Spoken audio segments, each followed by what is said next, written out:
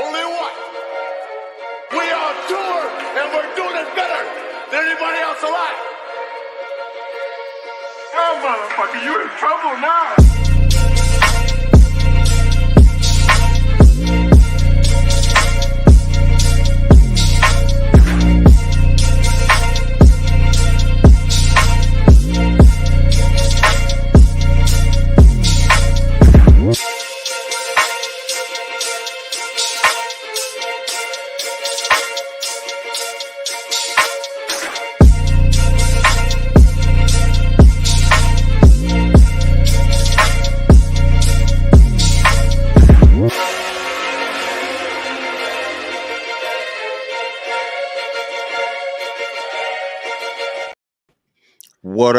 What up, everybody? What's going on, y'all? I know these aren't two faces y'all expected to see to lead off the show, was it? Well, guess what? It's what you gotta deal with.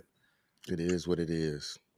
Oh my goodness. Obviously, we all just watched a game. 38-35. Chiefs on top of the Eagles. Rod, I don't know about you, but for me, that was at least on the field play, one of the best Super Bowls I've seen in a while. Absolutely. And again, like I know we were talking about this. That's one of the reasons why I'm so upset and frustrated with how the game ended. I am. When you say you're upset with it, in what regards are you upset with? So the main thing for me, what I'm upset with, is consistency. That's the thing for me. You know, I always like with you. I try to talk from the aspect of being a player and being on the field, things like that. And it's like I told you, the one thing that I'm always upset with, and I think most athletes or all athletes in general are upset with, is consistency. That is the one thing that frustrates us the most. It's not bad calls; it's inconsistent calls. Remember earlier in the game, I think there was a play the Chiefs they tried to throw. I think Mahomes tried to throw it to the middle of the field. It's pretty obvious, right? It was pretty obvious that it should have been PI. It wasn't called. To my opinion, you set the tempo of the game for the rest of the game in that regard. Right. So then how all of a sudden, when the game's on the line, this is the call that you make. Yeah. You know, that's the thing I think that frustrates me the most is I look at one of the first calls at the start of the game, and then I look at one of the calls that ended up deciding the game. That's what makes me frustrated. Yeah. I think this was we obviously had our live chat and our own little personal chat and everything, and how we were talking. We remember what Mahomes got injured. Yep. And Daniel, he jumps in and he goes, game over. And I even said it myself. I was like, yep. Right. I'm never counting out Patrick Mahomes ever again. Like, Patrick Mahomes made me, I was a believer before. He legit certified it tonight. Like, that type of play right there. Wow. That's all I can say. The thing for me too on top of it is like obviously biggest stage. No, you're 100% right. The thing for me is like in the Bay, we obviously have a lot of really good play callers, right? That's the thing. Everyone understands how great of a play caller, play designer Kyle Shanahan is. The job that Andy Reid and Eric Bieniemy did in this game was incredible. Again, you saw the last two touchdowns. I'm sure a lot of people were probably sitting there thinking, why are these guys wide open? Yeah. They knew exactly what the Eagles like to do in that short yardage goal line situation. They run man, but not even that. They also knew, hey, the Eagles are going to be so worried about us doing the jet motion going across. If we fake the motion and then come back out, it's going to be wide open right there. It was incredible. Yeah. That like you saw a true playmaking and play calling and play designing display in a full effect. I think not only that, to add on to what you just said, think about what Andy Reid did, him and Eric Bieniemy did as far as, their half game, their halftime execution. They scored on every drive in the second half. Like, but then you got to give, props to their defense too for doing doing what they did. I'm like, this game was a game of all games. I was surprised for Gina. You shouldn't be eating right now. You should be on the show. You know you the one that wanted this show, and now you eating.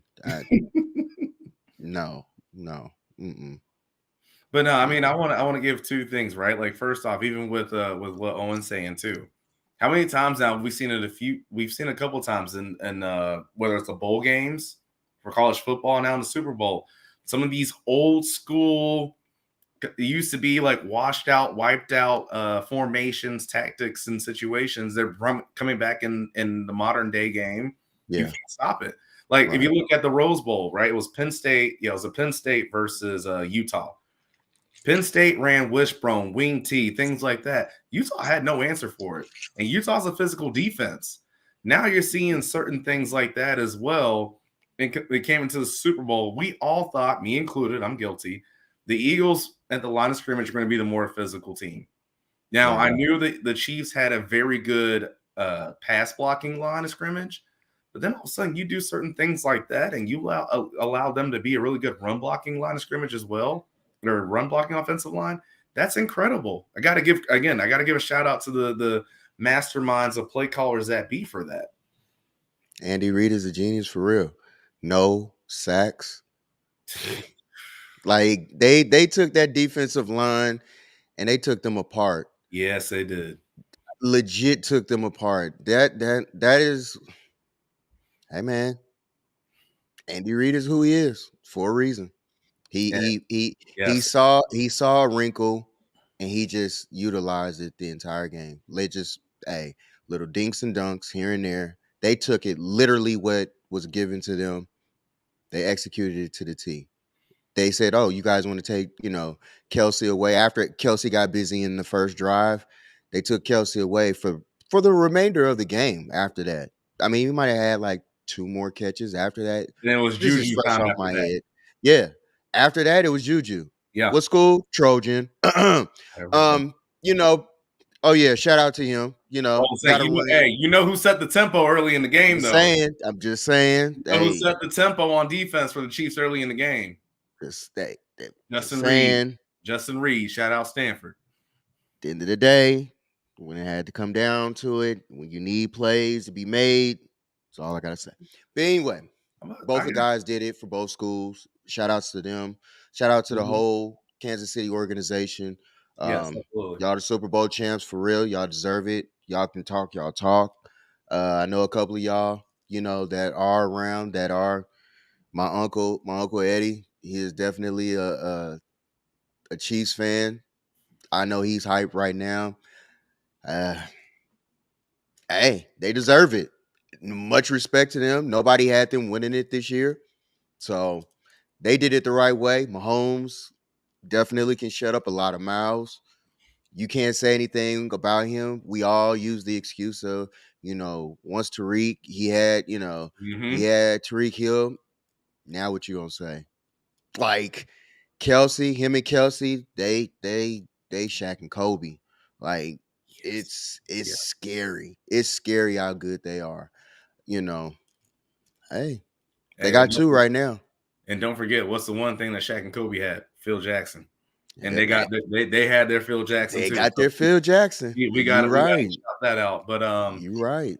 no, I gotta ask you this, and obviously when Gina comes in, we are gonna get into it even more as well. Got you. Obviously, I know like there's been all this conversation the last basically 2 weeks. What the 49ers were saying, right? About hey, the Eagles defense is going to get. I mean, we got to talk about it. We have to. The Eagles defense got exposed. Debo was talking about Bradbury is trash. I know it happened where he was the one that got the defensive holding, whatever. If you ask me on the last play. So like with what you saw in the game, now what do you think about what some of the comments that they were saying? We would never know. Still, at the end of the day, we would never know. Exactly. You have to be honest to that answer. At the end of the day, they beat us. You can't use an excuse for nothing. At the end of the day, they won. All the wouldas, shouldas, couldas. At the end of the day, they won. Period. Point blank. We have to take our L for what it is, for what it's worth. We cannot make excuses. I wish that a whole lot of I wishes. A whole lot of I wishes. The Eagles won. The Eagles deserve to be where they were. They took advantage of a play. Hey, they're there for a reason. Legit. So they didn't take it. Doesn't matter. It really doesn't even matter. So what the players said, we'll never know. Whether it's relevant or not. We'll find out week 1. I really do think it's going to be the week. We'll find out week 1. I really do. That's it. We'll find out week 1. No, I mean, I'm full in agreement with you. And also, like I said, I know I missed most of the show, the preview show for the Super Bowl that we did. But I'll tell some of y'all what I was going to say then. Was there were other things that happened in the game. Like, I know a lot of people look at the injuries themselves, and I get it. Well, let's look at some of the factors that happened in that game, right? In terms of, because everyone's saying, okay, well, you know what? If Brock doesn't get hurt, we win. If Brock doesn't get hurt, are you still trying to block certain pass rushers? Again, some of the best pass rushers that the Eagles have with second string tight ends. I mean, even when the Chiefs tried to do that in the Super Bowl, you saw what also was there. It was, all right, we're going to start you off with a tight end, and then the tackle is still there as well. So that's where the game plan is also different. Because both times when your quarterbacks got hurt, Brock Purdy and Josh Johnson, first time obviously we know Tyler Kroft, that wasn't going to happen. Second time, you tried to chip him with Jawan Jennings coming in. That didn't work because, again, he got upfield. Then you try to bring George Kittle across the formation. That wasn't going to work. That's when Josh Johnson, I believe, got his concussion, I think. So if you're doing things like that, who knows? I mean, how can you tell and how can you say just because the quarterback is still in the game that it's going to happen? No, they were beating your scheme and beating how you're trying to block them. Also, defensively, one of the things that I fully believe that the 49ers, again, they have the best linebacking core in all of football. I'm not, like this past year, I'm not going to debate that. The Eagles did something that I haven't seen any other offense do all year to them. Make them play slow with their eyes and their feet. That was the first time I had seen that happen to them. Well, guess what? That's still going to happen whether their quarterback is healthy or not. That scheme, the scheme was perfect. What they did with Steichen and Sirianni, all the people, what they did in the NFC Championship, it was perfect. If you can make Fred Warner not fire right away and Drake Greenlaw not fire right away, all those guys, that means that you're onto something. So that's why I can't sit here and say, no, I can't say they weren't right. And yeah, I get it. Bradbury, he probably got beat, if you want to call it defensive holding. People getting beat happens all the time. It happens all the time. If you have good receivers, it happens.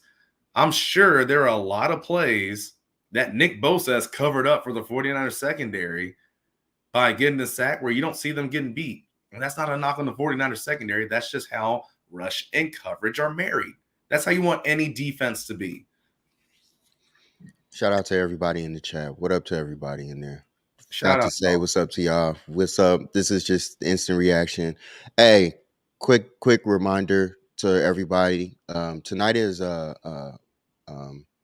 instant reaction. If you guys want to come on, we have no problem. Tonight you can come on. This is the last one of the season. So if y'all want to come on and talk, y'all talk. Say what you need to say.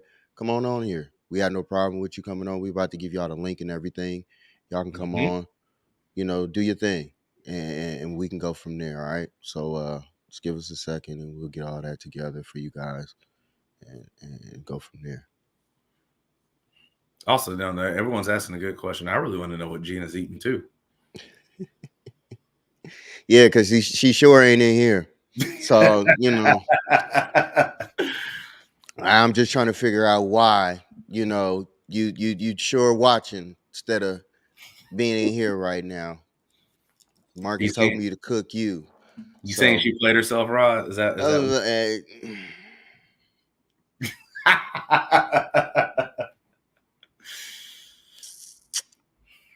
I know she's gonna get mad at me for that because I won't see her at the game tomorrow. But What game? Basketball game? yeah, the Warriors game. I'm Not the out. war. I'm out again. I'm out again. It's a bad week for a lot of. It's a bad weekend for some people. Yeah, it is. Oh, also, I know while we were talking about it. Shout out to the Lakers. Hey, beating no, the Warriors. Listen. I gotta give you credit where credit's due. All right, the moves that they made at the deadline. Phenomenal job. I know we all criticize and get on Rob Pelinka, but no, they did their thing at the deadline. Get rid of They did. Westbrook. Well, not even just do that. They got depth. That's what they needed. Absolutely, we needed the depth. We needed somebody to give us some more options other than Anthony Davis and LeBron. We get that. Now, as long as Dennis Schroeder steps up the way that he did last night, we got something for sure. And then if we got D'Angelo coming in doing what he did, there you go. Rui doing what he did. Then the other new guy, Jared Vanderbilt. Oh, he's a big energy guy. Big energy exactly. guy. Like we just fed off of that. I wanted him on the Warriors for like exactly what he did for y'all in that game. Yeah. Oh, but let's get back. That's for another night. Anyway, back to this game. Yeah, back to this game. But I know we were talking about 49er players, what they were saying, yada yada, not right. There's one thing that really bothered me, and again, and the reason why I say it's because you know me, Rod. I wanted the black quarterback matchup. You got it. And I got it, and it was a good one. Certain kicker had this thing to say about Jalen Hurts before the game. Hi, Robbie Gold. And he had to say, yeah, if you make him play quarterback, you don't let him out the pocket, you're going to have a good day on defense. Can we – I want to – again, Patrick Mahomes is the MVP, deserves it. But I want to give Jalen Hurts his flowers. Because whether it was catch, not catch on certain plays, that man was throwing some darts from the pocket. He was throwing some darts from the pocket. So, I don't think that statement holds true anymore. You also don't become 16-2 on a year. I think it's 16-2 with that loss. You don't become 16-2 on a year if you can't throw from the pocket. It just doesn't happen. I'll say this, though. When it comes to the Super Bowl and what I watched in this game, I watched how once he did get out of the pocket, how the Chiefs forced him and everything to go left. Yep. To go against everything that he's normally, obviously his strong suit going to the right. Because every time he broke to the right, he broke for big plays on both of those scrambles. He made big plays on them. Yes. But if he had to go left, he had a couple of plays where it was like that's the only time where they kept him neutral. So it was a game. That was a game. Hey man, the Chiefs make you respect them one way or another. Like they got a recipe up there that you have to respect. They didn't just make it here for no reason. Like you got to give them dudes respect. Period. Point blank. Sorry, it is what it is. You can say what you want to say. Shout out to Wise. Wise, you was I think the only one that had Kansas City winning. You called it, bro. You called it. And we all talked about it with Mahomes being on one leg. He's still dangerous. And he was on even less. Golly, again. That's what I'm saying. Like that dude is just, hey man, Kermit came through again. That's all I can say. Kermit wins. Now y'all gotta watch his little brother be an asshole on y'all's timeline, be obnoxious to y'all. Hey, y'all ain't here for his smoke, huh? Woo! They forgot about that part. Yeah, he about to give it all to y'all, and rightfully so. The ones that didn't like it, y'all getting it now. Congratulations, y'all played yourselves now. No, yeah, I guess they kind of did. But I mean, I think there was another thing, and we can talk about the penalty all we want. There was another thing too that I noticed really affected the gameplay, and it bothered me.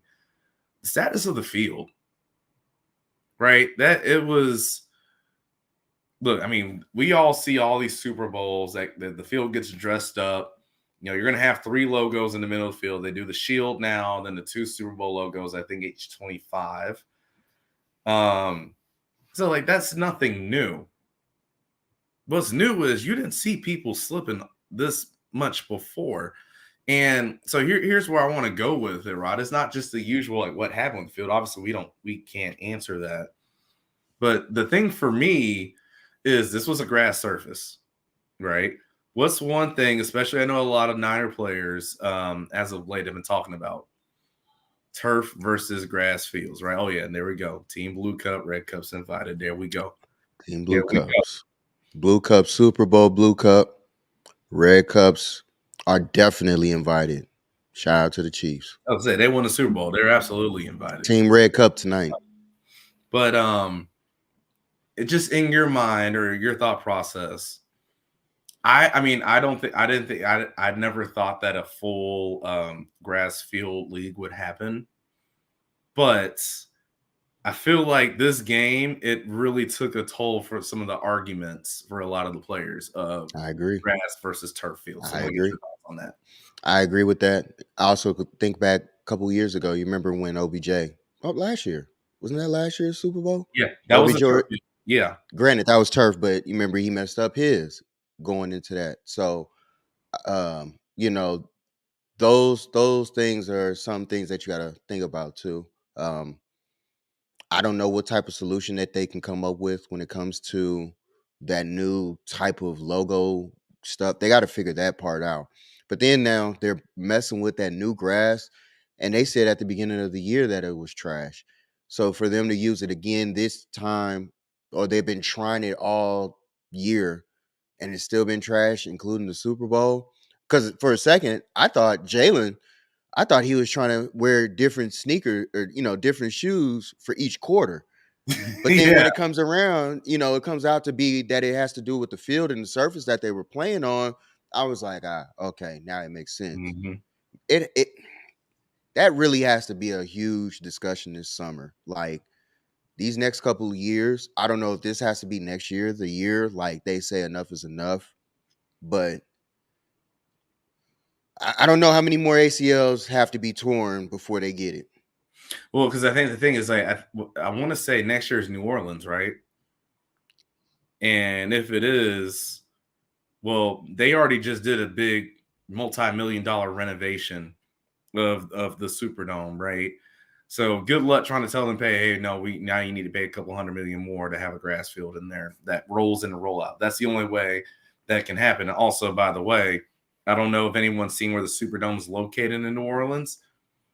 Just the area for that to happen, it ain't gonna happen. Like that's the reason why you have a grass field in Vegas and in Phoenix, well, not even Phoenix, it's Glendale, where the Super Bowl was played this year. They have space to roll the field out and roll it back in.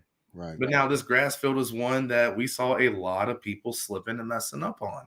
Yeah. Where I'm surprised. I think is his name, Jake Elliott, Eagles kicker. Yeah. I'm surprised he didn't roll his ankle. Yeah. One of those kickoffs. Yeah, especially the last one. I definitely agree. Yeah, I'm really surprised by that. Yeah. And so, no, I mean, look, even at the end of the day, for the beginning of the argument, we knew what the owners could stand on to not have everyone do grass fields. It allows you to have more games and more events in your stadium. So, that's the thing for me. So I just felt like this really hurt. I mean, again, when you're in a situation like this where it can cost you millions and millions of dollars, owners are going to look anywhere to say, like, see, here you go. And by the way, yes, it is. Shout out my mom. She's the one that drew this and painted it. So this is downtown Atlanta. My mom killed it. She did her thing on it.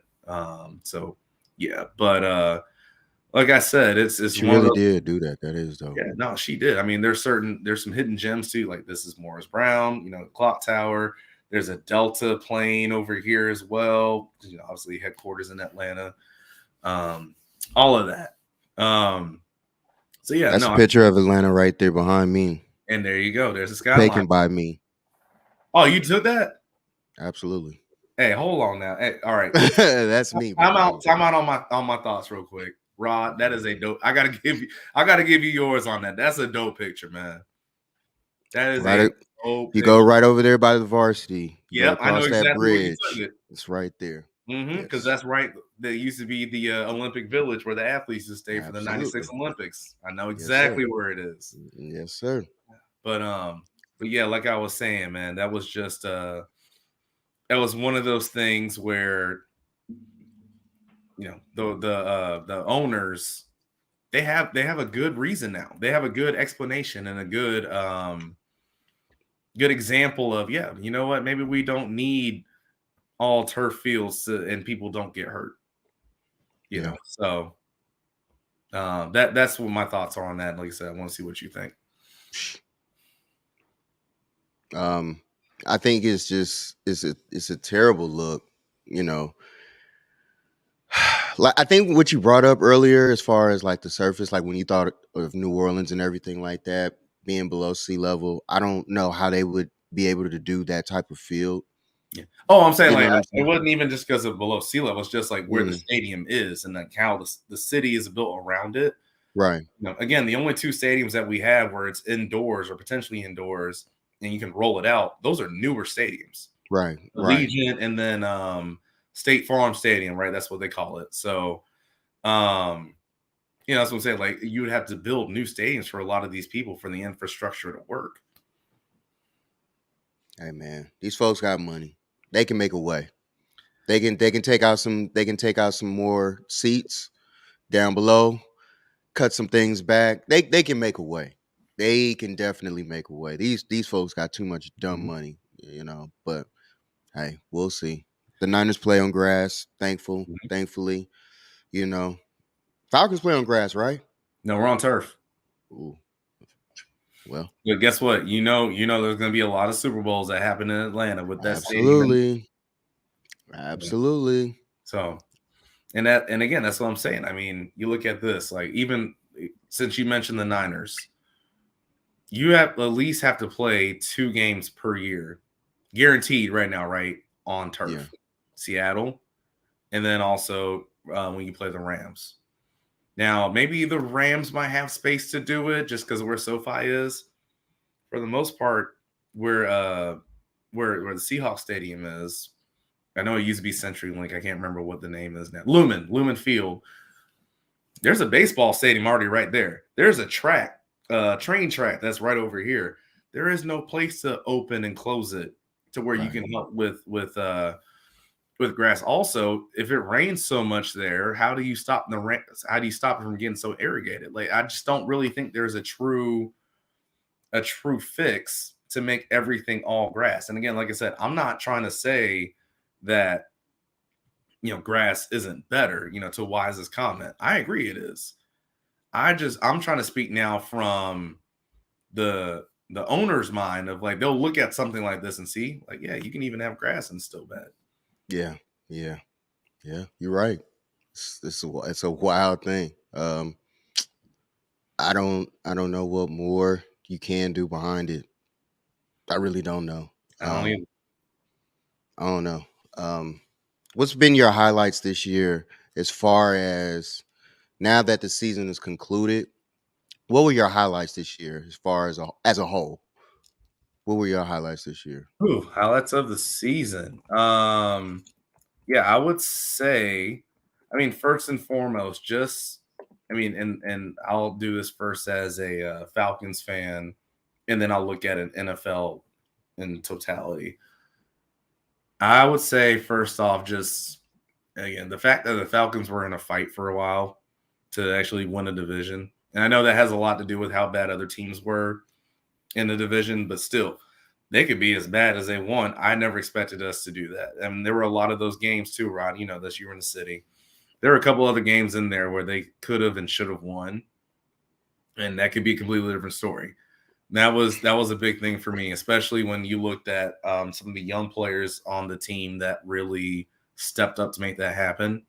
So even before Desmond Ridder came in, I mean, Drake London, how he looked, Tyler Algier, how he looked, breaking the franchise rookie record for rushing yards. Arnold Ebiketie on some pass rush. I can go on and on and on. Also, I know you're going to hit me back with this about injuries, but beating the 49ers. Being out here where I am, no, that was a good one. That was a highlight for me.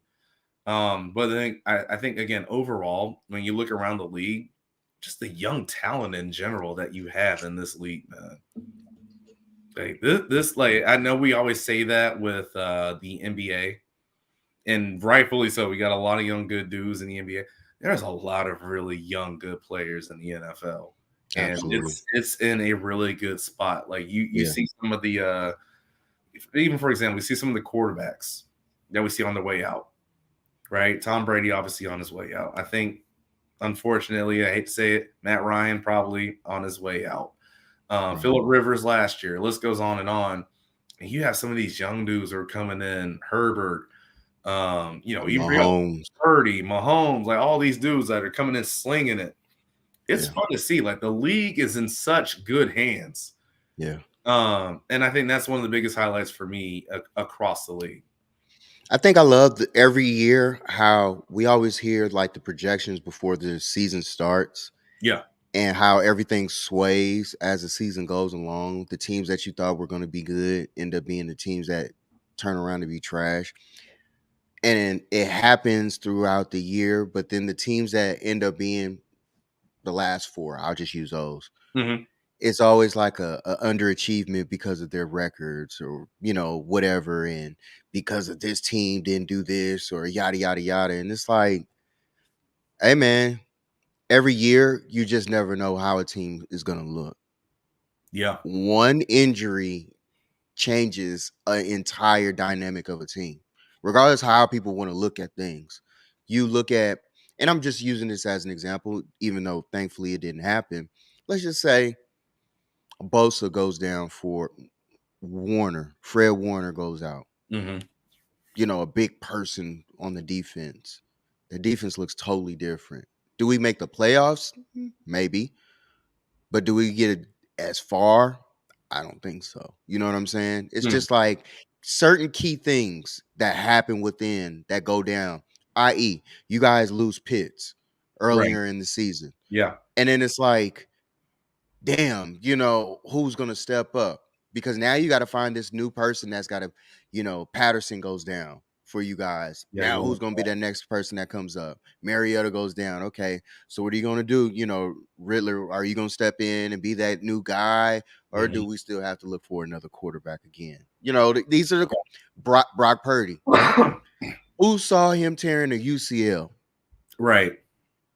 On the trajectory that he was going at the time. Like the script, since people want to bring up this script and everything. Shout out Arian Foster. Yeah, exactly. Whoever had the script of the score before the game, that didn't go as planned. So, whatever to all that shit. But when you look back and think about certain things like that, it just makes you appreciate what you're actually seeing. You were saying it earlier within just in our text and stuff, and you was like, you got to appreciate greatness when it's in front of you. Yes, man. And like, I really genuinely had to look at that within the game because I was like, I watched Mahomes, but he made me watch him tonight. Like, this is the biggest stage you can be on. The butterflies, the whatever, you want to call it. Like, granted, we know he's been there before. He's won, he's lost, and he's came back and won again. Like, at the biggest stage that you can think of. So I agree. And appreciate greatness when you see it, man. I'm serious. That you have to respect Mahomes for what he did tonight. You have to. He's 2-1 in 2-1 in Super Bowls. And again, like I said, we saw what his offensive line looked like when he lost that one Super Bowl. Again, I'm not saying that he would have won it. It's a case, though. I agree. Like I said, I wouldn't say he would win it, but like, of course, it looks a whole lot different, especially with how good that defensive line, that pass rush for Tampa is. Absolutely. Also, the other thing for me, you know what else I want to highlight, because this is me being the line of scrimmage junkie. If you want to be a good team, and Gina's in here. Hey. Oh, we're so happy. We're happy We, you made it back from your uh-oh. panda, I was Uh-oh. practicing on my other channel. I'm kidding. I was eating Season's Panda over. Express. Season's over, everybody. New season coming in. ASMR, baby. Tune in. What a do. Panda. Right. What's up with But it? no, we're just talking about some highlights from the season, things we love to see. I know. I've been listening and watching. Oh, there we go. You just weren't in here. Gotcha. Yeah. No, I was gonna say one of the things that I'm so happy to see, and it rings true every single time. If you want to have a good team in the playoffs, you better run the football. Yep. Everyone loves to see all these quarterbacks put all these crazy numbers. Absolutely. And all, like, that's great. I love it. Respect. Like, yeah, that makes it helps. But if you really want to win when it comes down to it, run the football. Look at all the teams that we had, late in this season that really panned out. Obviously, the two teams in the Super Bowl. I talked about it. I said it's not fair that you gave Patrick Mahomes and Andy Reid a run game. That's not fair. That's not fair now. That's That's really not. fair. And then look who got a ring. Mr. McKinnon. Jared McKinnon did. That fucking prick. Ah! You know, Hey, I man. was like, you traitor. I mean, for real, like, there's that, right? I mean, we all know what the Eagles were in their rushing attack. Look, even the next few levels down, the 49ers, we know what they're supposed to be with their rushing attack. On the other side of it, the reason why the Bills struggled is because they don't have a rushing attack. Joe Mixon and what the Bengals could do, especially when their O-line was healthy. Oh, yeah, they could run that ball. Before Tony Pollard got hurt for the Cowboys, he was their best the ball. So, no, that's the thing. I mean, shoot, even for the Giants, what helped them the most? Yeah, I get it. Daniel Jones was good, but Saquon Barkley running the ball is what gave them any sort of a chance against the Eagles in the first place. If you want to be a good team in this league, I don't care what the past stats look like, you better run the football. And that's why I kept complaining about Shanahan at the end of our Super Bowl against the Chiefs. Don't get me started. We abandoned the run game. Gina. What was Mostert running for in that game? Gina. Almost 5 a carry? I mean, I don't know. I don't remember. I just remember I was like, no, I'm agreeing with you. No, I'm agreeing with you. I know. I'm just saying, like, if what was working for you in the divisional and the fucking NFC Championship, why the fuck would you give that shit up in the fucking Super Bowl? I was about to say, what worked for them all the way there? Tevin Coleman killed the Vikings. And then it was Raheem Mostert that did his thing against the Packers. Remember, we all talk about it, right? Jimmy G had to throw 8 passes? Something like that in that game. You knew what it was, and then you went away from it. Again, I can go to our Super Bowl for the same thing. The game that Tevin Coleman, much younger at the time, and Devontae Freeman were having, and there was a specific play, a toss to the boundary, which I know usually never works, but they had the telltale that was like, oh, no, this is going to work on the Patriots. They couldn't stop it. And then when we needed to run it, what did we stop doing? So listen, you have no disagreement for me. Yeah. No.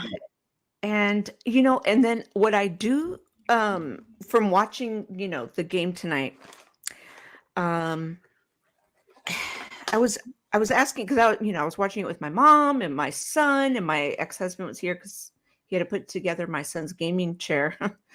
And I was like, why is the score so high if these are such great defenses, especially the Eagles? The score is fucking high. And then my son said, well, because they're such great offenses.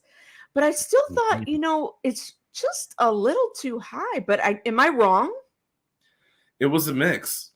It really was a mix. And again, the reason why I say that, well, first off, one of the touchdowns the Chiefs got, that was a defensive touchdown. Right. So that's part of it. Yeah. One of the big plays that set up a Chiefs touchdown as well, a phenomenal special teams return by Kadarius Toney, which I told people when that trade happened, I said, because at that point, I think it was around the time when the Niners traded for Christian McCaffrey. Obviously, huge trade. But I said, you know what? As just as much as unfair as it is that you give Andy Reid, Patrick Mahomes, and Eric Bieniemy, you give Kyle Shanahan, Christian McCaffrey. The Giants just gave Andy Reid, Patrick Mahomes, and Eric Bieniemy, Kadarius Toney. That's also not fair in terms of the weapon that he is, and he made it. He held his word tonight. Right. It wasn't like the trade of the year, of the season. Yeah, but it wasn't. But it was still like a force. Yeah. No. I mean, again, like I said, I'm not going to sit here and say y'all know I'm not going to say Kadarius Toney is the player Christian McCaffrey is. I am not going to do that at all. But in terms of how you can use him and how those masterminds can use him and get a hold of him, that I was like, oh, that might be up around that level. Do you agree with this? Chiefs are the new Patriots with Tom Brady for like 5 years. That's what all the analysts have been saying all day. I know. Here's the thing for me, and this is why I don't know if I'm going to agree with this. If you look at what Tom Brady was when he won those first few Super Bowls, he wasn't what Mahomes is doing at all. I'm not going to even do that. We can't go there. Yes. Mahomes is light years ahead of Tom Brady right now. Light years. They did not win those Super Bowls. But let's not forget, if it wasn't, it was like a puppy. Brady. Yeah. He was like a puppy. If it wasn't for a terrible call, Tom Brady's not even in one of those Super Bowls. The Raiders are. Absolutely. The Raiders are. Exactly. So, and if you even look in that Super Bowl, it wasn't because of Tom Brady in that Super Bowl. He helped on that last drive. I'll give him credit for getting down the field. Yeah, but it was the defense that got them through that. Mm-hmm. Exactly. For a couple of those rings. Vinatieri was winning it for them back then. So yeah. I mean, but we can talk about that. I mean, I'll put it this way. The best Super Bowl Tom Brady had, he lost. Philly? Yep. The best Super Bowl he had, he lost it. Dang. I wonder where my boy Dennis is right now. Hiding. He don't want to hear me right now. Definitely not. Listen, I know what it feels like to be in a position where you think you're going to win a Super Bowl and lose it. So yeah. Listen, there was someone they put yours out when you're up 20. Hurts worse. Yeah, yours hurts worse. 28-3.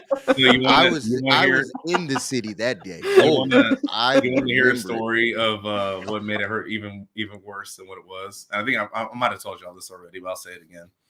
So first off, I was sober because I was still getting ready for pro day, trying to go to the NFL, make all that happen. And so the game happens. I just go home. I'm not talking to anybody. My dad texts me. He's like, oh, well, sun's going to come out tomorrow.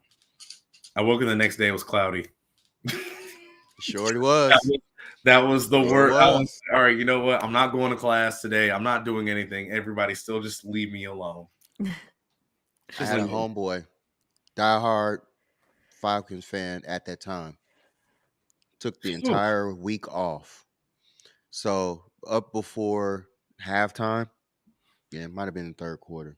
He's like, I'm on my way downtown. We winning the fucking Super Bowl. I'm hyped in him. I'm like, literally as he's leaving, you might want to turn around, come back. No, I'm on my way. We winning this. Well, I told you, I never felt comfortable. I never did. And it had nothing to do with Tom Brady. It had to do with us being in Atlanta. That's literally what it was. I've loved living here during y'all heartbreaks. I'm so happy for you because I do the same thing for y'all's too, Rod. But it's not towards you though. I got some actual. You're a good Falcon. Trust me, you're a very nice Falcon fan. Hey, I got some that stay on me. You remember what I said about Falcons fans a few weeks ago, right? So like I get it. I get it. And there's also a lot of Niners fans and other Bay Area fans that stay on me too. So I have my fun when it's time for me to have my fun. Rightfully so. So Gina, how did you feel about the game? What were your thoughts before Panda Express hit your stomach? Well, I'll tell you. Um, Hmm. hmm. Revenge is a dish best served cold. Y'all can get revenge. Yeah, I was waiting on Gina. I mean, Oh, I You have was the floor. yes, sir.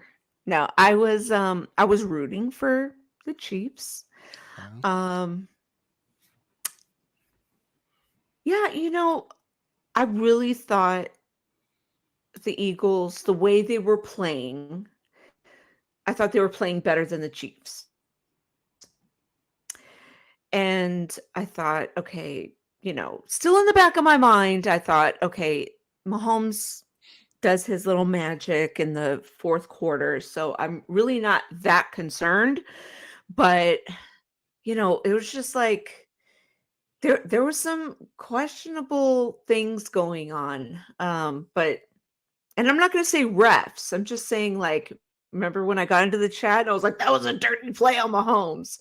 I got my feelings a little too much, but, and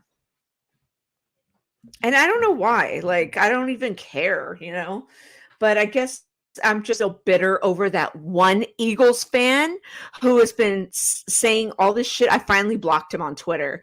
He's been trolling me for a week. And said he wanted to stick things to me, up me, in me.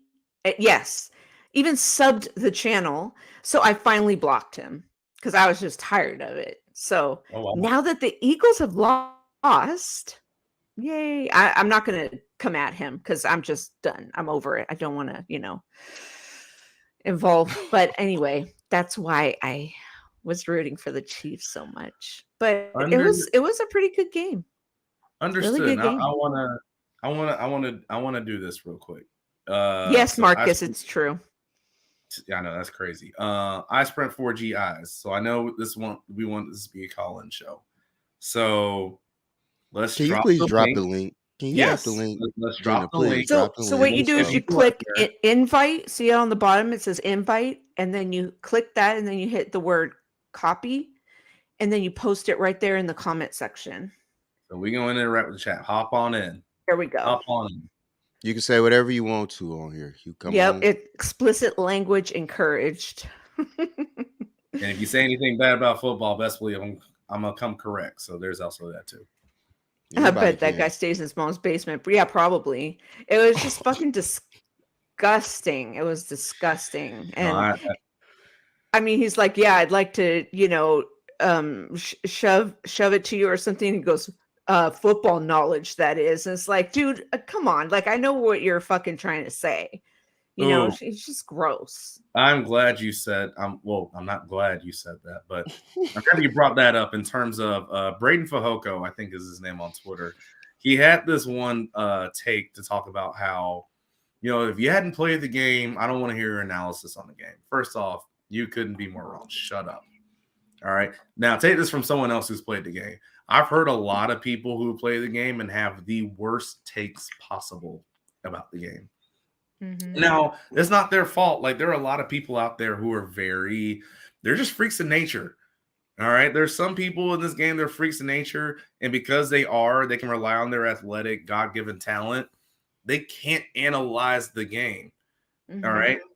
Thankfully for me, I like to think that I was not one of those people. Well, I was to an extent, right? Like through high school. All right, cool. When I got to college, it was a completely different world. So, I don't care. Like if someone's out there who takes the time enough and the discipline, dedication enough to like say, hey, I really want to learn enough to talk about it. It's more than welcome. It's more than welcome. Everyone helps out everyone in that regard. Mm-hmm. And the other part for that for me too is, are we really just going to completely disregard women? Because I'm sorry, like obviously there aren't leagues like the NFL and stuff like that for women out there. So all of a sudden, if we're going to say that, are we just going to say like, oh yeah, if you're a woman, you can't understand the game, you can't evaluate? Right. That's completely BS to me. And like I said, it was just completely dumb. So I'm sorry. I just wanted to bring that up and just like speak on that from my own standpoint as a former player. I don't care who you are. If you play the game, not play the game. If you put in the work to understand the game, yes, please feel free to analyze it. Yeah, I Absolutely. appreciate that too. You know, it's like, And it's yeah, worth learning. I don't know what it's like to fucking put pads on and go out there and get hit, you know, by a linebacker, lineman, or whatnot, you know, but I fucking been watching it since I can remember. And, you know, it's fun. It's one of my favorite things to watch. It's one of my favorite things to cheer for. It's like probably the besides getting in trouble, something that's made me cry. It's the other thing that makes me cry, like you know, a team like losing or being proud of my team. Like I cry like for that, you know. It's like if anyone knows what that feels like then you can't, you know, you can't talk to me if you don't know what that feels like, you know. So We know. yeah.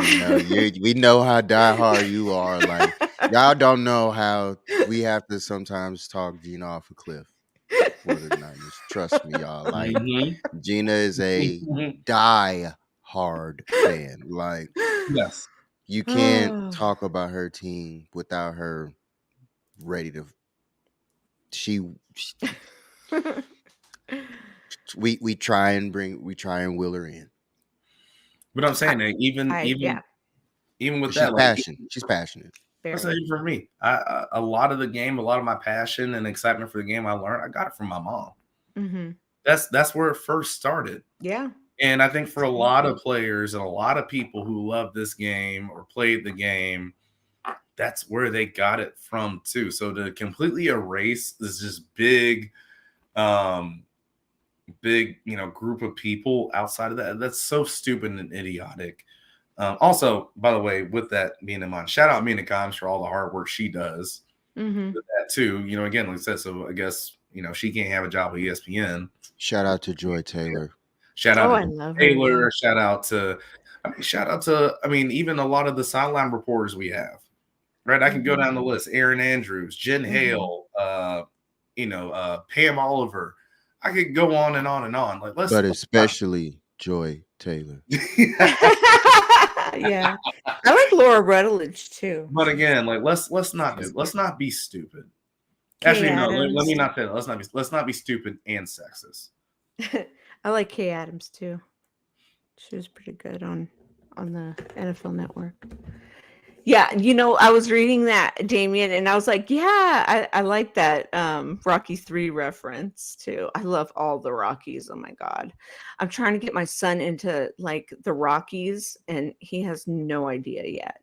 And I'm like, he needs to get into them. Yeah, I know, because I had to get my youngest brother, Alex. He lives in Tennessee right now, but we had different moms. So I'm like, you never seen the Rockies when he was way younger? And he's like, no. And I'm like, oh my God. So I gave him like all the, you know, at the time they were, you know, VHSs. I'm like, you need to watch Rockies 1 through 4 and then let me know when you're done. And then he was like, man. I had a question. What? So also, Damien, you need to click that link. I need you in here. You're asking some good questions, Damien. Like, hop in here. Please do. Like, this is your time to get off your talk with us. Don't be nervous. We just naturally we're friendly. People, we don't bite. Trust me. It's all good. Marcus even gets on here and does what he does. What were you gonna say, Rod? But I was saying, like, you know how like Eagles fans they're getting mad. You know, you never put anything on the statue. Rocky wasn't real, right? He wasn't. He was a fictional character. So that's why I try and figure out like if it's not real. Like I be trying to put the 2 and 2 together because I'm like, I don't get what you guys are mad behind. Like, right. Yeah. Y'all get mad behind somebody who's not even real. Like, right. It's a fictional fucking character. What? Yeah. Like, I don't know. It's just, you guys turned over a car for no reason today. Like, this is the dumbest shit like I've ever seen from them. Like, how do you do stuff like that? Like, y'all just go berserk for no reason. Now, just imagine what else they done tonight. It's just, That's just a wild scene down there, boy. Hey, Say, shout out to the real ones. I think Rocky was based on a real boxer, but Rocky, Sylvester Stallone wrote that script. It was Rocky Marciano, right? Wasn't I that think it was loosely based on him, but then it was completely like the storyline and everything was fictional. Damien, welcome in. Hello. He was based on Joe Frazier. Oh, really? Yes, he was based on Joe Frazier. Both from Philly. Both hit like the meat. Joe Frazier did all that. He's the loose version of Joe Frazier. Okay, but all the Adrian was the more you know. Yeah. Yeah. Okay. I have a question for all y'all. When are the Niners are going to come back to be what they used to be? I mean, we're at the point right now we're rooting for other teams to beat people we lose to. That's true. That's a fact. That is a fact. I love this question. It's my time. You know what, Jordan? I honestly feel like you can answer that. You know why? Because I think people from other teams know better at times than we do. You know, if that makes sense. Like, you know how you study another team? Right. If that makes sense. Like, I think you have that answer. We know, but we can't. Well, so again, my thing is, you remember, like, Rod, you and I earlier this week, we were talking a lot about, like, because I know the comparison at the time, and this would be another really good topic, was this group's 49ers versus this group's Memphis Grizzlies. Remember that? Right. We were talking about it. Right. And the reason why I said I can understand the comparison is because, well, both groups have not won the ultimate prize, but they talk about it as if they do, or they had to an extent. So my thing is there has to be this sense of self-accountability. And what about entitlement? I really did think that I really didn't think that was going to be a question or a problem for the 49ers. I did not. But after seeing how they've reacted and responded to the NFC Championship game loss, that surprised me. Like, it really surprised me. It's like, wait, surprised me a lot. Are they not looking at more of? And I mean, and again, I'm not even talking about the players. It starts at the head coach, because remember some of the thoughts that he said, or some of the things he said in this the season wrap up press conference about, you know, when someone asked him about the injuries and quarterback injuries, and he just kind of deflected every single one. It's like, no, Kyle, you got to look at yourself too for some of those injuries and why they happen. Kyle never takes responsibility. Well, he never says he never says I. He always says we. And you know what I'm saying? Like, I think as a leader, when you're not like the leader, like a quarterback leader, but when you're the coach, you know, you have to take that major responsibility.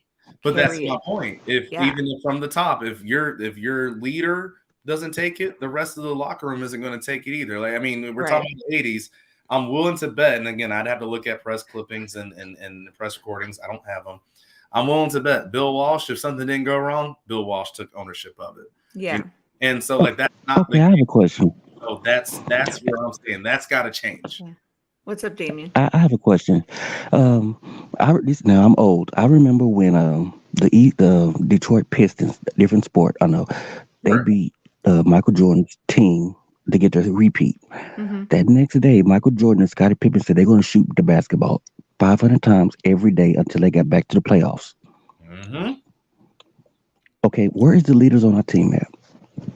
Everybody's complaining about, you know, Philly's trash. No, the better team won. Philly was the better team. They had a backup quarterback. I'm a Niner fan, but they had a backup quarterback. We didn't have one. And this is on Kyle. You don't go to playoffs without a backup quarterback. You went there with Johnson Johnson. That's not a backup quarterback. So no, you gotta hold accountability. But again, like I said, and like, Damien, sorry, I don't mean to cut you off. I'm so sorry, but you are 100% right. But the thing for me is, why did the quarterback get hurt? It wasn't Brock Purdy's fault he got hurt. It was the scheme and the situation that got him hurt.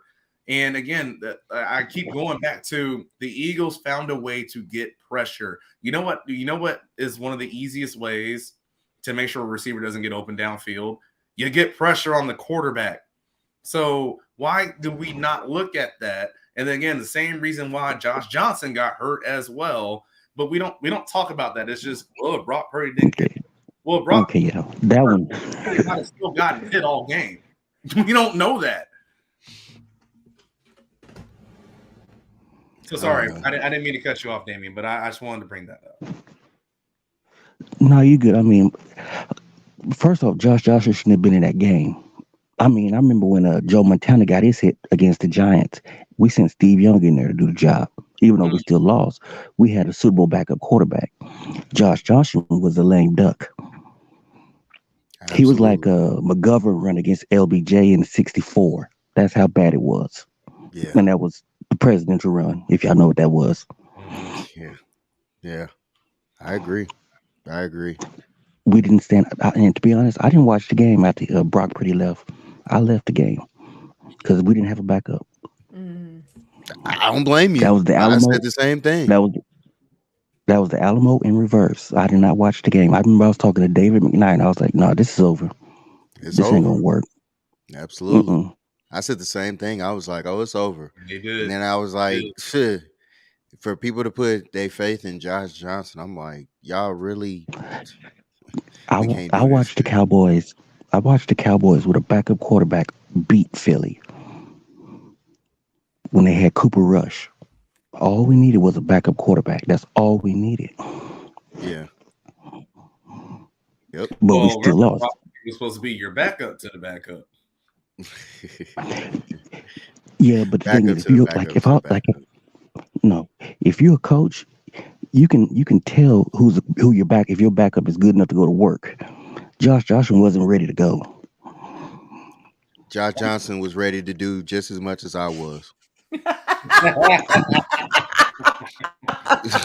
Nothing. I think I could have done Josh Johnson's job. Man, we all could have did that. Josh Johnson just got called for he kept doing timeouts and penalties and backing up. I would have cut delay games. I was like, I'm oh, this is bad. Penalty. Repeat. I'm at least a cool 300 pounds, so you could just run QB power and QB sneak for me the rest of the game. For real. It was real bad. Hey, Christian, we can do basketball. We got basketball Tuesday night. I don't want to pull my historian card out in basketball. Y'all don't want to see this. It comes off my head like that. His point, though, is very fair. I think in regards into this to this point in terms of, all right, cool. When Mike lost, remember that was the Jordan rules, all those good stuff. So they lose. Yeah. He goes to the weight room. Yeah, like, 80, right, yeah. well, guess what? You ain't gonna hurt me no more. Like, you can't take me out the sky. I'm gonna be physically ready to handle this.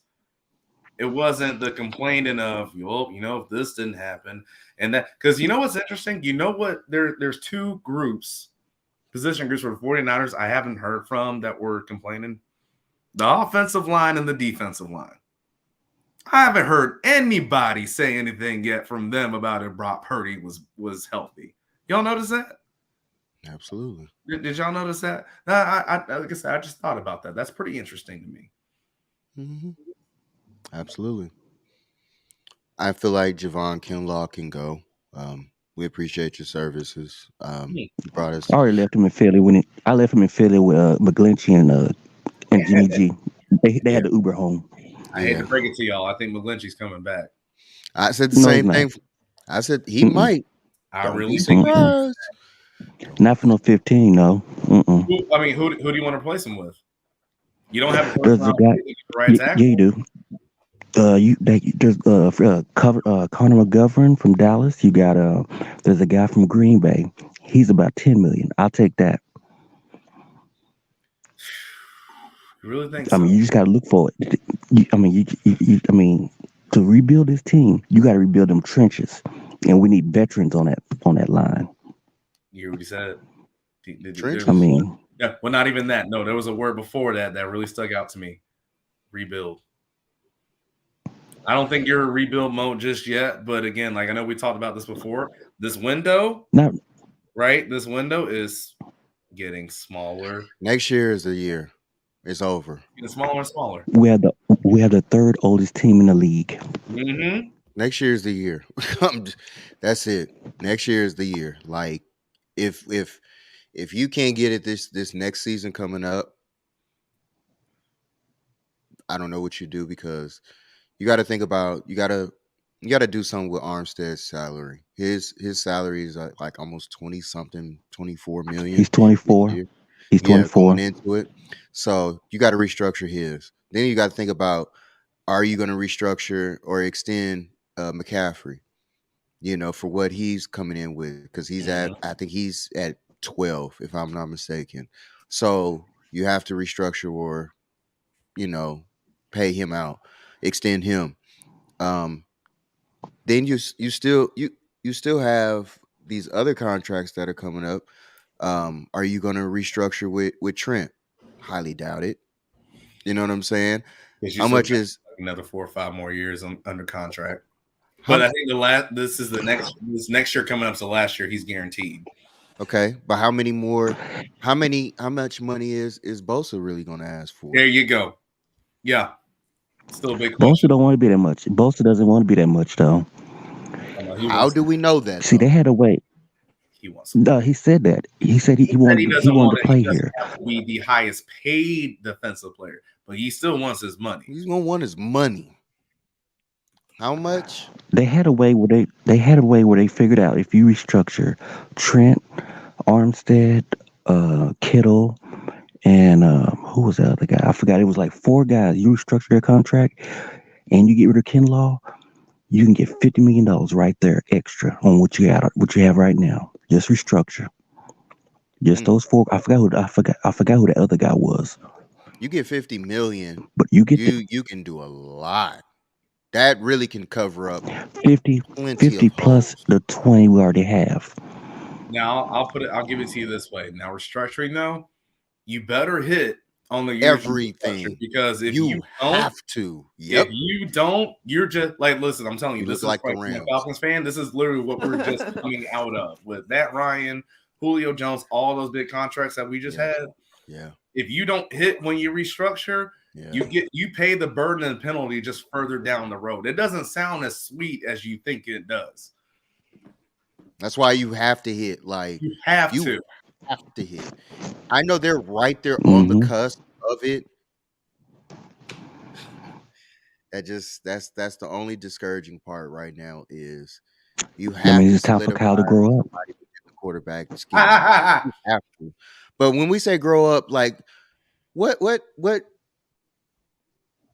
Okay, I don't know if anybody heard what Debo said earlier in the week, because we've all heard that. We're under the impression, I should say, we're under this impression that Kyle doesn't listen to anybody.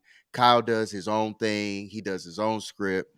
And then Debo comes out and says, no, that's not the case. You can tell him stuff. You can go to him and tell him other things that they would like to run. And he does get input from the players and stuff like that. So now it's the question of, what is it that truly Kyle is missing that doesn't get him over the hump? I can't hear anybody. I was gonna say, Christian, you have some really good questions too. You hop on in here. We dropped the link. You hop on in.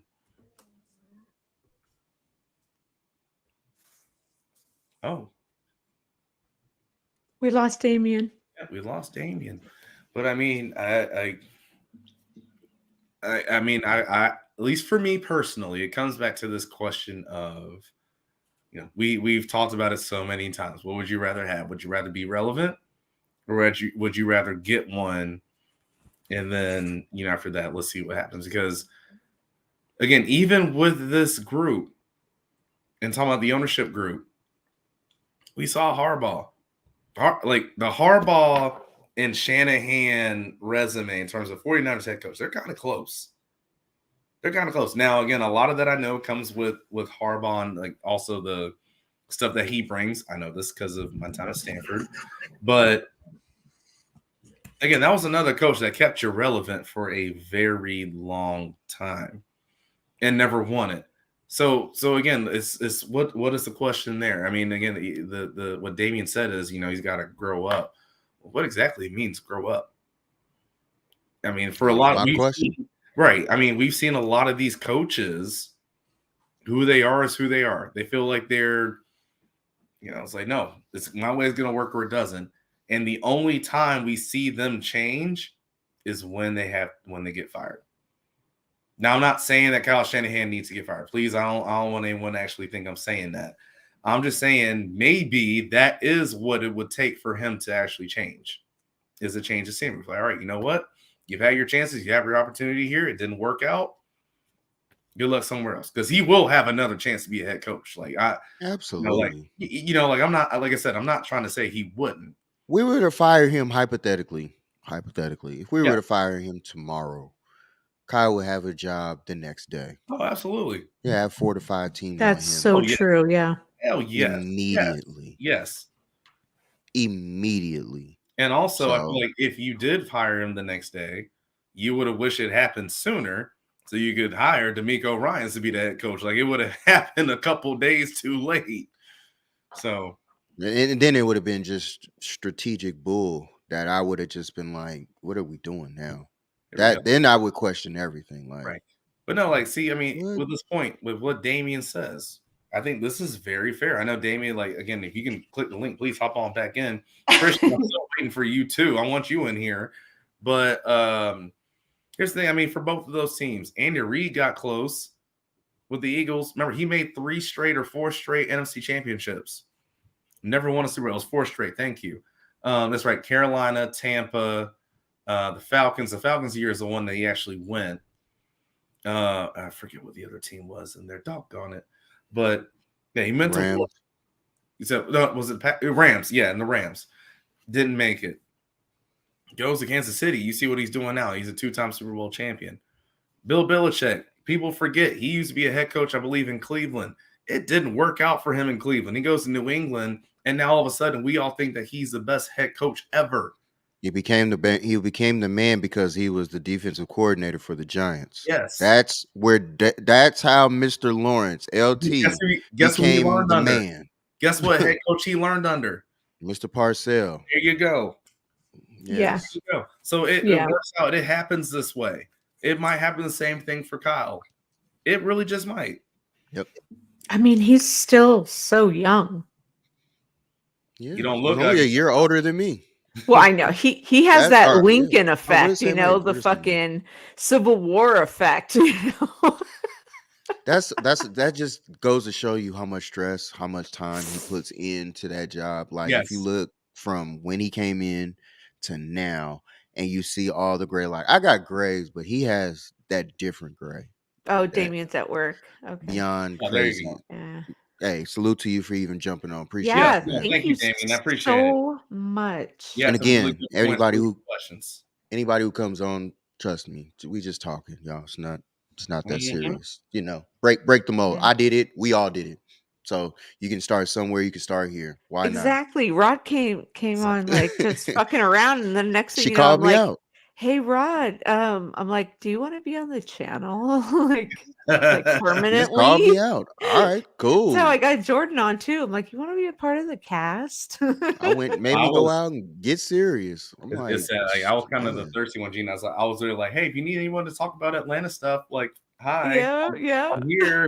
It's another thing. I just want to say this. It's a guy out there. He may not know this. I'm gonna clip this for him. But Mike out there, he goes by old Mike Larry. He's a podcaster. With him and Mo, they have a podcast that's out. We're Just the Messengers podcast, and they've been going for, I think it's about 5 to 6 years podcasting or whatever. And they always talk about being passionate about doing this podcasting and everything. And I've been watching him for years. And time to time I ask him, he's younger than me, about Jordan's age, younger than me or whatever. And I'm always like intrigued because, they have their own going on or whatever. And he's like, bruh, if you're really into this, you'll do it for free. And I just watch how he's done this. and just know that the passion behind it and everything. So I just want to just say salute to him, Mo and Mike out there, man. Salute to y'all. But they kind of gave me that little hunger. They inspired me from something I heard today on this story that made me really I really dig this. So I appreciate you, Gina. That's to bring it home. Aw. I appreciate you.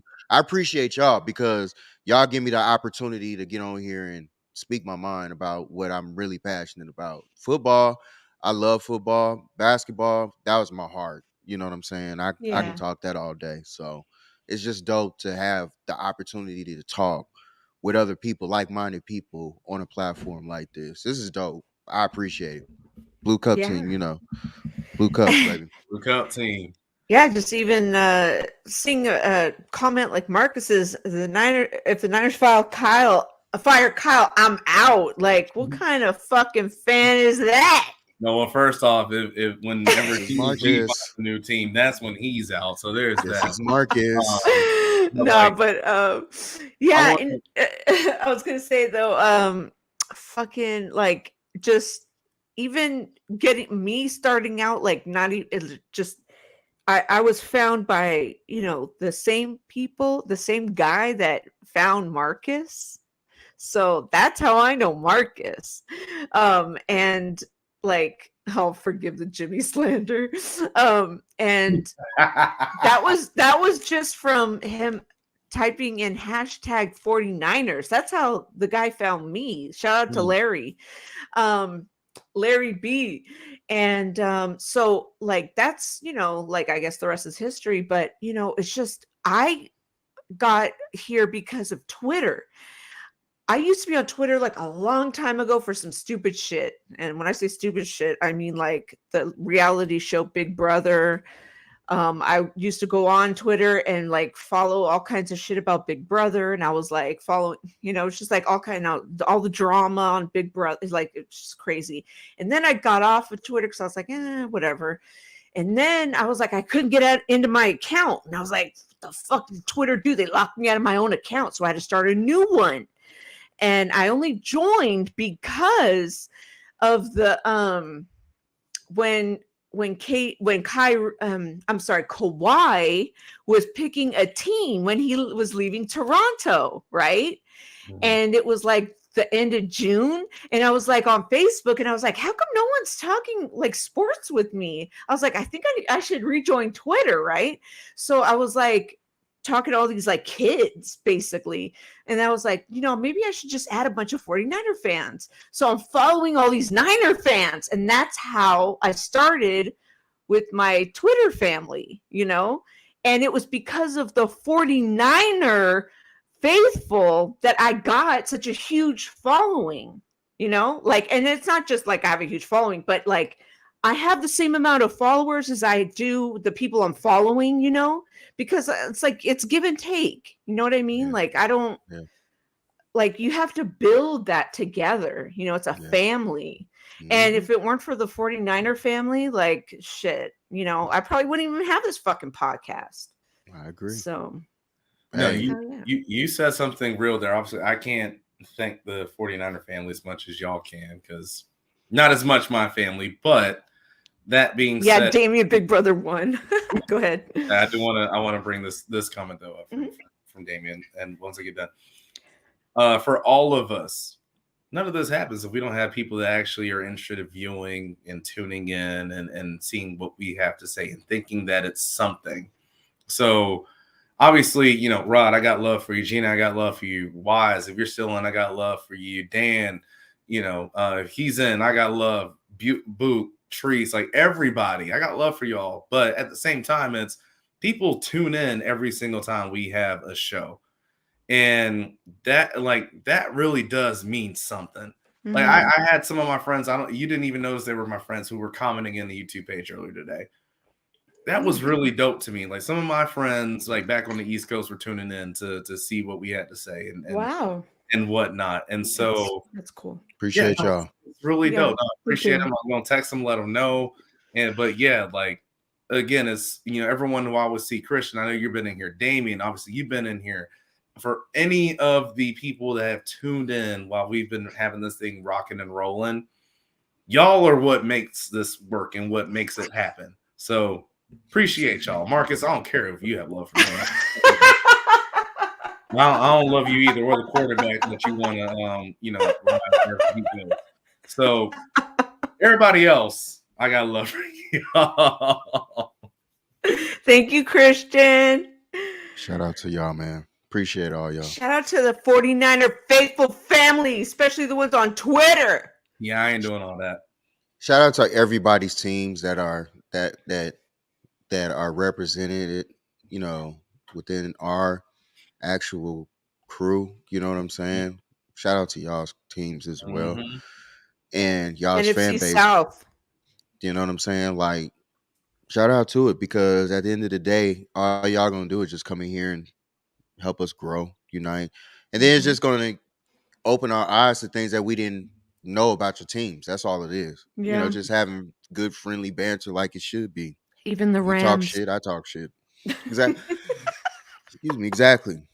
I mean, that's the only reason why it goes that way. If you guys could hear me and Dan, y'all would be like, do y'all like each other? The way we talk, like, it gets intense. So, and then we turn around and be laughing like literally like that. And I'm like, I say, Rod, you and I, we've gone at it. Yeah, we've gone at it. Yeah. And that's why I tell people, like, when you're passionate about something, your emotions will get the best of you at certain times where it's like it's literally about what it is that y'all both are passionate about. And that's what brings out that hunger between the two, because it's two alpha males showing, hey, this is what we like. I'm passionate about my, example. You're passionate about your example, and it goes, you know what I'm saying? So it's just, it happens. It's just life. That's just how it is. That's how competitive we both are. No, and again, like that's why I always say, like, one of my favorite analysts on TV to this day is Marcus Spears, because you can see when things get ramped up and amped up and going, you see how passionate he is about the game of football. That whole crew, him, Dan Orlovsky, all of them, like it's great. I wanted to bring this up real quick, and I do want to get to Christian's point. Marcus, like I said, I know you just love getting on my nerves. I love to entertain it. Well, no, like the Tom Landry quote, because remember when Tom Landry first came in, he was a Cowboys coach. Cowboys didn't have the name that they have now. Like, there's context to that, I think, in my opinion. With the Niners, again, because I know sometimes, and Gina, you've brought this up before too. Well, the sense of relevancy for the Niners as of late is they've made all these NFC championships the last few years. 49ers don't hang up banners for NFC championships. They don't do it. I mean, again, like you look at the banner franchises for all sports, right? How many times do you see the Yankees? They might.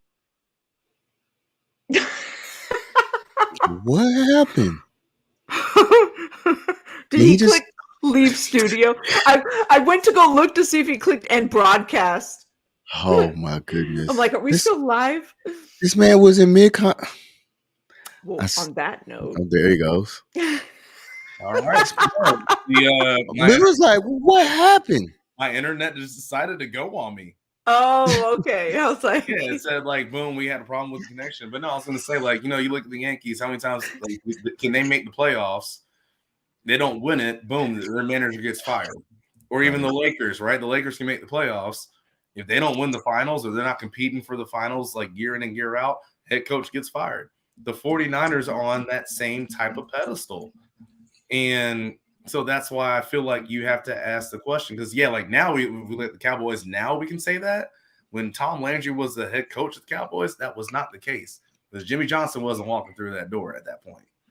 Very Switzer. Hey, Damien, maybe I should buy a Cowboys fan of TV also for tax reasons. Yeah, this is great. This is great. Hey, I know. My mom goes, hey, I didn't switch the channel. What just happened? Listen, and I go, Mom, it's a commercial. I know. I picked up my remote. I was like, oh, what's going on? We were sitting here and it was like, click. I was like, Me and Right. Rod looked at each other like, I actually looked up at the top right I corner was because thinking the same I thing. wanted Like, to did see if he we were piss on off live again? still. I was gonna be like, I can't make this up if I wanted to. Now listen, we still would have been on live because I mean, if we weren't and I just clicked it, I still would have been in here. I was about to be like, wow, this was I about still to would have been in be here. No, but Jordan's like my brain wasn't classic. thinking that fast, Yeah, I was I just like, was. I was literally looking up I was like, like, are we it's live still still? red. Like, Yeah, mine was like, it's still red, I'm but going, is it still?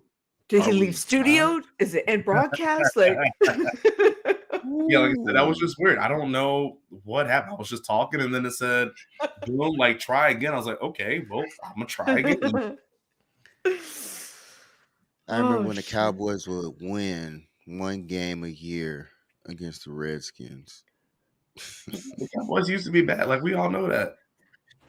If it wasn't for like everybody would have such a different point of view of the Cowboys if it weren't for the late 80s, early 90s. It'd be so The different. 80s, the 80s, they were trash. That's why I said late. Like it was like literally just that point. Late 80s, They late 80s were when Jerry Jones trash. took it over. Outside, Right before Aikman got there, yes, Yeah. they were trash. exactly. Mhm. So again, that's the thing for me. Like, if you were to ask me of the best dynasties or best franchises, I guess is the best way to put it in the NFL, Steelers, because they've won it multiple decades, right? 6 of them, yeah. They've done it multiple decades. I still don't put the Patriots in it. I don't either. Because of the time frame when they've won. It's not like if you look at all these multiple different decades outside of two and with one quarterback and one head coach, that we say XYZ of, oh man, the Patriots, Absolutely. wow, they are this, that, the other. I don't do that. They're not relevant now. That's my point. So that's why, like, I wanted to bring that part up, though. Again, like going back to the whole to the Cowboys, it's just like there was a point in time the Cowboys were thought of as the same way. It wasn't until Jerry was in place, Jimmy Johnson was in place, Troy, Michael Irvin, all those guys, right, came there. And now we look at the Cowboys as one of these stable places. Now maybe in 15, 20 years, we'll look at the Patriots that way too, but not right now. What's up, Reggie? I would say Reggie. Santa Reggie. Reggie, what's Bebop. up? Bebop, what's happening, Hey, homie? now that y'all sliding through, like I said, come on in, hop in here. Let's all have a convo. Hey, Reggie, why don't you come on so I could see your face? That too. I've only seen his face a couple of times on Facebook. I really just want to know some of these people who are out here. Like, what was your thoughts on this year? Like, the NFL season is over with now. What are y'all thoughts as far as the season? Yeah, now it's a that it's over call-in with? show. It means How do come y'all on the feel? show. What was the highlights of the year? Good or bad? What was the highlights of the year? Let us know. Let us know. Let us know. I told y'all 28 Remember was mine. Remember how first game of the year we had Rams and the Bills, and how the Bills blew out the Rams, and we was like, yo, the Bills look for real, like out of the gate. Right. But we didn't know that the Rams were going to be as trash as they were. Rash. That's just honest. Like, come on now. The Rams, they just coming off a Super Bowl. Granted, they lost. What, Von? Or Von Miller, thank you. Yeah, Von. Von They Miller. lost Von Miller to the Bills. Mhm. And I was like, dang. But they should be okay. Especially when they brought in what was the receiver? Allen Robinson. Allen Like Robinson. we thought, like once he came, it was like, all right, no, wow, this defense. I mean, this offense is going to look a whole lot. I had Robinson on my fantasy last year. Got together. Not only that, but you remember, we heard all summer, we heard about Matthew Stafford having issues with his arm. Yes, his elbow, right? Or his elbow. Yeah. But then he messed up his neck. To where that turned. Well, I mean, but his elbow ultimately turned around and ended up being the issue that caused him to be done with for the season. Oh yeah, I got you. Yeah, this is why we talk about Brock. Be careful with this elbow situation. Yeah, man. Listen, you can come back and throw all you want, but look at what happened to Matthew Stafford. That's all I'm saying. The thing is, because I know there's been so much of this stuff that's been thrown out there. He's going to be back in 6 months. I'm saying this now. When it comes to things like elbows, you never know until the doctor actually goes in and looks at it. Yep. So everyone can I have know. these. Well, but I'm saying, like, for the people that are saying, like, No, no, I'm agreeing with you. I'm it's agreeing like, with you. Yeah. you will never know until the doctor actually goes in. That's why they're putting Absolutely. it now as a hybrid surgery. It's not hybrid. It's just they don't know what they have to do with it. That's literally They just don't know how many. They don't know how to ultimately diagnose how many months to the fullest. until they actually do it. Until they open them up and actually do it. Because right now it could be half a season or full season. It could be the whole season. That's why they only said 6 months. 3 to 6 months. Like, wait, he's not getting this until the 22nd. Today's the 13th. Well, my date. 12 for other people. Right. Yeah. But 10 more days. That's not good. That's not good. That elbow is that's for it to take that long to get swelling down. That's not a good look with anything ligament wise that needs that much time to get the swelling down. Yeah. I mean, that's dangerous. No, I mean, it's very dangerous. And all I would look at it, the way I look at it as a 49ers fan, is no matter how long it takes, hey, Trey Lance, it's your time. It's your time. You have a lot of people behind you. You have a lot of people rooting against you. But I would, the way that he's been talking, I hope you back it up. No, I absolutely. And Christian, I mean, you're 100% right because, again, yeah, like for baseball pitchers, whenever you have the possibility of Tommy John, it's the wear and tear of continuously doing that bad motion for your Yeah. But in this case, again, we just don't know. Did he rupture it? And he needs to completely, like, again, we will never know until the surgery process starts. That's all I'm saying. Right. Just never know. You never know. That's the scary thing behind all this situation. So yeah. Oh, yeah, absolutely. And then, like you said, Trey, I think he has all the opportunity to be what he talks about. He gets this opportunity to do exactly what he's been wanting to do. Mm-hmm. You get all the first snaps, everything that you want to go in the order that you would like for it to go. He said by next week, if I'm not mistaken, according to that Rich Eisen thing, that he's actually be ready and he's dropping back to throw passes. So, hey Mike.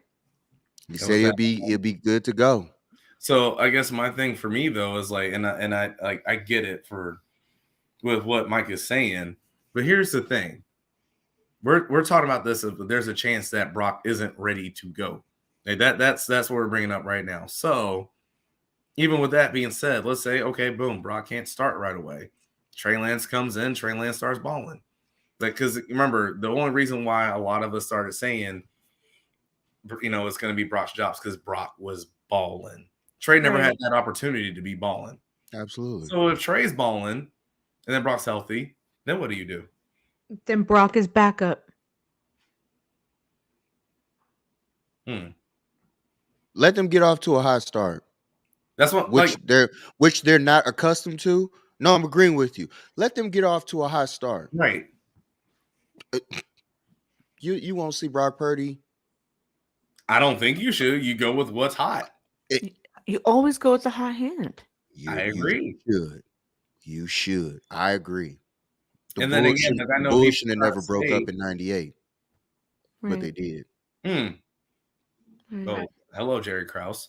But but I mean, even with that being said, like I know people don't like to think about this part, but you paid so much to get Trey Lance. So yeah, if Trey is doing well, I still fully believe, even from the business standpoint of it. That's facts, Damien. You are going to go with all right, cool. Well, it's not like we're doing bad with Trey Lance, and we spent all this to get him. Yeah, we're gonna go with him. Oh, Reggie's bringing up Matt Ryan. That's your boy. All right. I mean, I already said what I said about Matt Ryan. I think it's time for Matt. I already said that. We I said already know I think how it's time for Matt Ryan to retire. exactly. We've already put Matt Ryan. Hey, just enjoy the ride. Just ride off into the sunset. Listen, I'm proud of him. And then when he retires, I'll be one of the first people in his Absolutely. campaign in terms of trying to highlight his Hall of Fame candidacy. But no, I think it's time. And then like I see Damien talking about Kirk. Listen, that Kirk Cousins contract, I don't think they're going to bring him in. I don't think you can. Stuff is so good. I don't think you can. The coconut flavor. Yum.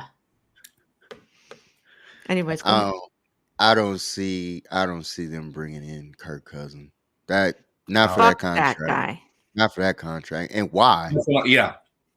Nah, I'm good. I'm good. You have technically, this is my thing. And this is what I think Kyle can improve on. Take note from what Andy Reid did. I agree with you, Bebop.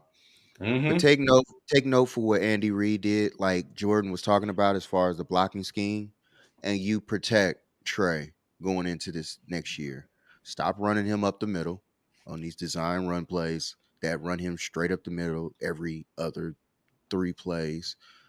Actually give this guy the opportunity to throw like you were given the opportunities for Brock to throw. And I think this offense would flourish like no other.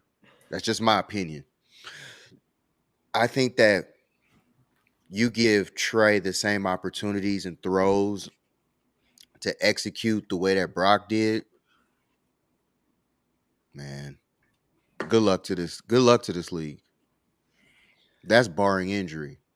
I mean, I 100% agree with you because there were these reports that came out this last week of, Kyle was disappointed in the athleticism of Trey Lance and he wasn't as fast. Well, guess what? First off, if that's true, guess what? That ain't Trey Lance's fault. Right, like I don't even understand that. Trey Lance is going to be who Trey Lance is. If anything, that still be on Kyle Shanahan. So if you tried to say that as a knock on Trey Lance, well, let's see. What does Rod always say? Congratulations. Congratulations, you played yourself. That's the thing. It's just don't shortchange the kid, and don't try to scapegoat him as your issue if that's the case. I don't think that is the case. I really feel like he can be put in a position that I just think that with Trey's ability and I think mentally what he has as well, I think he can get the job done. Just keep the kid healthy. I feel like the second thing you said there is the most important thing. What Trey has mentally. And again, the thing for me is now we've seen this year where again the 49ers have they went through 4 quarterbacks, right? Now, again, I'm not putting everything on Kyle. I'm not doing that.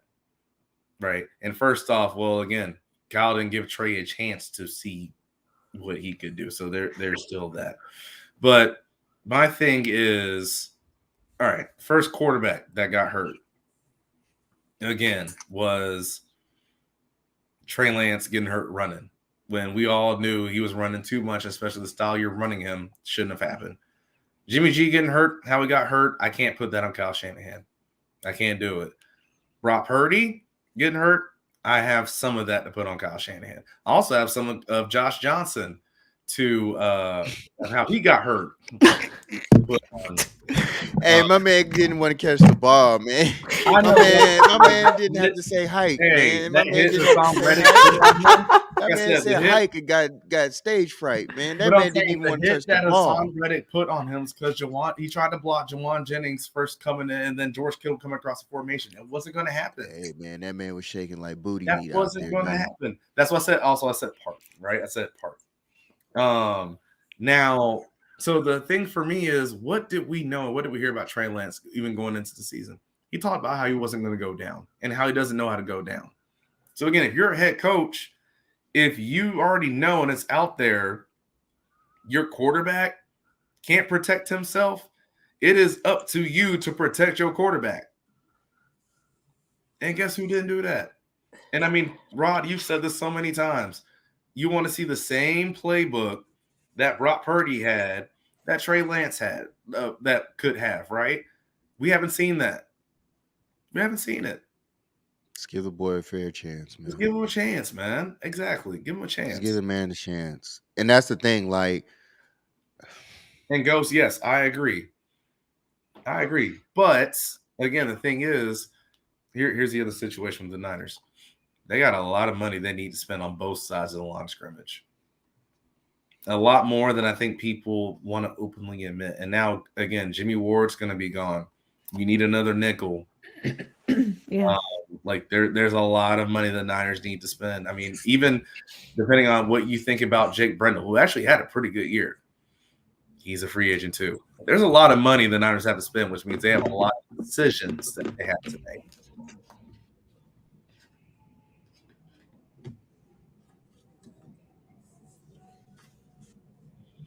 It's going to be an interesting offseason. I just feel like Trey needs to walk in, do his job, really depend on. I think the offense, if I'm running the offense, this is just my opinion, not stating it to be fact, but if I run the offense, I run it through Kittle first and then work your way outside to everybody else. That I feel opens up everything as far as the offense, because once you zone in and you try and cover Kittle, Ayuk has a one-on-one. If Debo walks in like 2021 Debo and not 22 Debo, we have another chance. If we can keep McCaffrey healthy back there, we definitely have a chance. And if everything suits up to what I hope and feel that Trey Lance can be, I just feel like this offense can be something what we kind of saw with Jalen Hurd, but just to the next level. Well, no, I 100% agree, but here's the other part of it, right? People forget it's not like Trey Lance has actually had that much time to play with George Kittle. George Kittle hurt a lot of the time when Trey Lance made his starts. And also, because like even with that being said, here's me vouching for the 49ers. Oh my gosh, what's going on? You remember what George Kittle's best year was? When he beat Nick Mullins. Mm-hmm. Y'all trying to tell me that Trey Lance can't be better than Nick Mullins? Right. Seriously. Right. Be telling people that. Right. Hey, Bebop, you're out in Pennsylvania. Why don't you jump on? I mean, if you're camera shy, you can just turn the camera off, but why don't you tell us what's going on over there in Pennsylvania? Tell us how quiet it is. It's definitely quiet. They burnt, man. These folks burnt. They turned a car over, man. Before the game was over. Before the game even started, they turned the car over. Like, Damien, that's hilarious. I live in Dallas. It hasn't been this quiet since Kennedy was killed. you think Dallas would be going crazy. I thought I would be here in Dallas and out here in the Bay that people would go crazy. The Eagles lost. Like, I thought y'all be happy. I don't know what we need to cheer for. Oh, you don't need to cheer about shit. Oh, we happy because they lost. At the end of the day, that team that lost, they lost, but we didn't beat them. So we ain't got shit to say. Nah. You need to see. This is the thing with me, and this is just my personal opinion. I am a Gary Payton minded trash talker. Like, I'm one of those type of trash talkers. So I feel like if you go to that limit and to that level, you have to expect that back. So that when it comes to the time that when you're winning, you can talk all that, but when it's time for you to take that L, you have to accept that L. Regardless of how they share and dish it out, you have to ultimately think you would have did the same thing. And you think that that's fair to them and how they're supposed to react to how we are. So no, we got to hold our L's and take that truthfully how it's supposed to be. Hold that L with pride. This summer, take advantage of it. This Right. year, this should humble. If you're really hungry about it, like y'all talk about, Hey, all here we this, go. take Yes. care of it then. Right. Yes. Show us. Do Thank Say every you. come out the do, game. Thank you. fix it. Come out this year 9-0. Right. Shut my mouth. Right. Because like I said, there are so many teams that the Niners played against this year. They can talk about injuries too. Like as much, I mean, even just look at who you played the week before you played the Eagles. A lot of Cowboys fans fully believe if Tony Pollard did not get hurt, they win that game. How foolish did that sound at the time? How foolish does it still sound now? Now I get it. Running back versus quarterback. I got you. But again, hey, like look, Rod, Gina, y'all have heard me talk about a lot of injuries throughout the season. The Buccaneers missing their 2 starting offensive tackles and their best defensive tackle to stop the run. Right? But we didn't talk about that. We just talked about Brock Purdy. He outplayed the GOAT. That's what it was. Like I said, there's so many games just along the way. The Chargers game was that the Sunday night game, I believe it was. Justin Herbert having none of his best weapons and their whole defensive line being demolished. Didn't matter. It was just the 49ers won the game. So, well, guess what? The Niners now were on the bad side of the injuries. And now that's what we want to talk about. But nobody wanted to bring it up in terms of like the 49er fan base on this side, right? Nobody wanted to bring it up when it was happening, when it benefited them to help win games. Absolutely. So that's why I'm like, I don't want to hear it now. Absolutely. And you know what I don't want to hear? The Eagles fans bitching and crying and complaining about the refs and how it's rigged. Oh no, I mean I wouldn't say it's rigged. Again, like I said, no, but that's what was trending. Oh, I know, and I know why. But again, like I said, I don't. Yeah, you didn't hear Jordan at the beginning. Yeah, I said I don't want to say it's rigged. I just want consistency for the game, for the officials. Because again, one of the first calls I thought set the tempo of the game was when they missed the pass interference call. The Eagles were on defense. Yeah, I thought that set the tempo. I was like, all right, you're going to let the DBs be a little physical this game. Okay, that makes sense. So then to call that at the end of the game, when that's the time you're supposed to let the defenders and let the players on the field decide it, I don't agree with that. I really don't agree with it. And again, not even just because of the letter of the law in terms of what is or isn't defensive holding. It's because of the precedent that the officials set the early onset of the game. They never get it right. They're 50-50. Yeah. If like I said, they wouldn't have called it, I would say, hey, no, look, y'all let them play all game outside. I love it. I'm cool with it. I mean, I still think they got it wrong with offensive PI with Kittle in our Super Bowl. Well, there was OPI. There was a holding on Bosa on 3rd and 16, right. I believe it was. I don't think Kittle was. If they missed it then on Rudolph in that Vikings game the same year. Well, I mean, there was the against the Saints. I remember that play. Yeah, OPI against the Rams and the Saints. They didn't call it on him, but they called it on Kittle. I'll never forget that as long as I live. Yeah, like I said, the thing for me is obviously there are calls that happen. I just all want the time.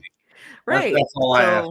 Consistency. So if it doesn't go your way, oh well. Legit. That's why I say. Right?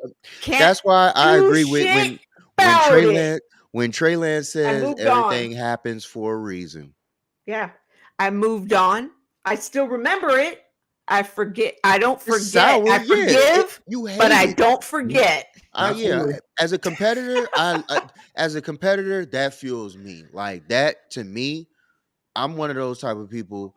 Once I heard that, all that would have did to me, I would have told my teammates, enough with that, man. Stop talking about that. For real. Like that's just over with. We lost it. It is what it is. Either we're gonna take advantage of that, we're gonna handle our business next year, or shut up about it. Like that's all. Enough is enough. Move forward. Let's go. And that's what I'm saying. Who was the person on the 49ers? And Christian, yes, I remember it. That was one of my favorite plays of my lifetime. Just because, again, they didn't call, and the Saints deserved it. But I also said, well, guess what, Sean Payton? You shouldn't have thrown the ball. You had the ball in by the red zone. You should have just ran it and just let it go by that, but you didn't do it. So, but no, I remember it. My thing is, though, to your point, Rod, who is that person on the 49ers that's going to do that? Who's going to be the person that says, all right, we got it? I don't even care who asks about it in the media anymore. Enough. Just say, you know what? It is what it is. It happened. Now we just got to get ready for next year. Who's going to be that person? Because I haven't seen it yet. Should be Trey. But that's the thing. Not Trey. Should be Trent. Not Trey. Okay, I was about to say, Excuse like, me. we're gonna put this on the quarterback. Not on the kid. already Not said- on the kid. Okay, That's I got absolutely wrong. That I got you. wrong name, wrong person. I I apologize. got you. Well, we Definitely saw how should be Trent was. Trent. We saw how Trent took the game. But still, after a week after, well, 2 weeks to be truthful, after 2 weeks of letting it digest, okay, y'all got that out. That was your Super Bowl weekend. Enough is enough. Season's over with. Enough talking about that. Now, when you hear that convo coming back, that's where it should be. It should be left where it was at the Super Bowl. I said what I said. This year, y'all will see. Period. Point blank. I like that. Or you turn it around in a humble way. We got what we deserved last year. That woke us up. It brought a different hunger. Now we know what we need to go into next year. Then that's how you go from there on for the rest of the year. It's multiple ways you can handle that. How you fuel. I like that. I just know how I am as a competitor. That's just how my mind goes. You know what I'm saying? Like my mind just goes to that level where it's like, all right, I know what y'all did last year. I might have been hurt. And I always say in my head, if I was hurt in a game that I know that I what? They are? Oh, probably I ain't Sorry. tripping. Well, guess what? Yeah. Hey, Bobby Bonilla's contract still looks better. That's all I'm gonna say. Yep. Look them up, kids, if y'all don't know who Bobby Bonilla Exactly. is. What's up, Big Red? I'm gonna have to get going soon though, guys, because it's Me a too. school night. Me too. Right. Well, it ain't no school night, but Well, it's Monday. you know, since we're a sports show, we always got to do this. So, like, I know it's way too early, but we're doing it anyway. Boom, let's go to it. Who do you think you're gonna see in the bowl next year? I have no idea. I'm not.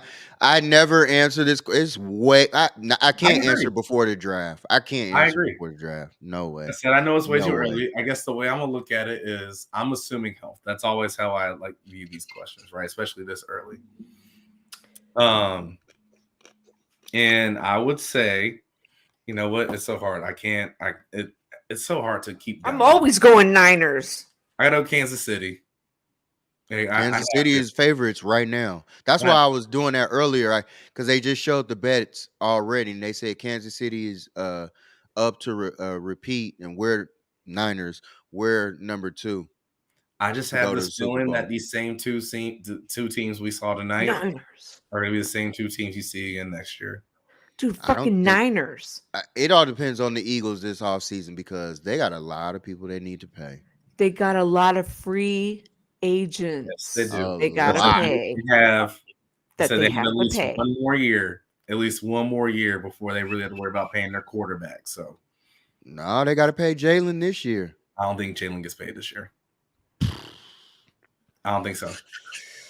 It's kind of hard to talk to a man who just gave you 3 touchdowns. I mean, like I say, you're 100% right.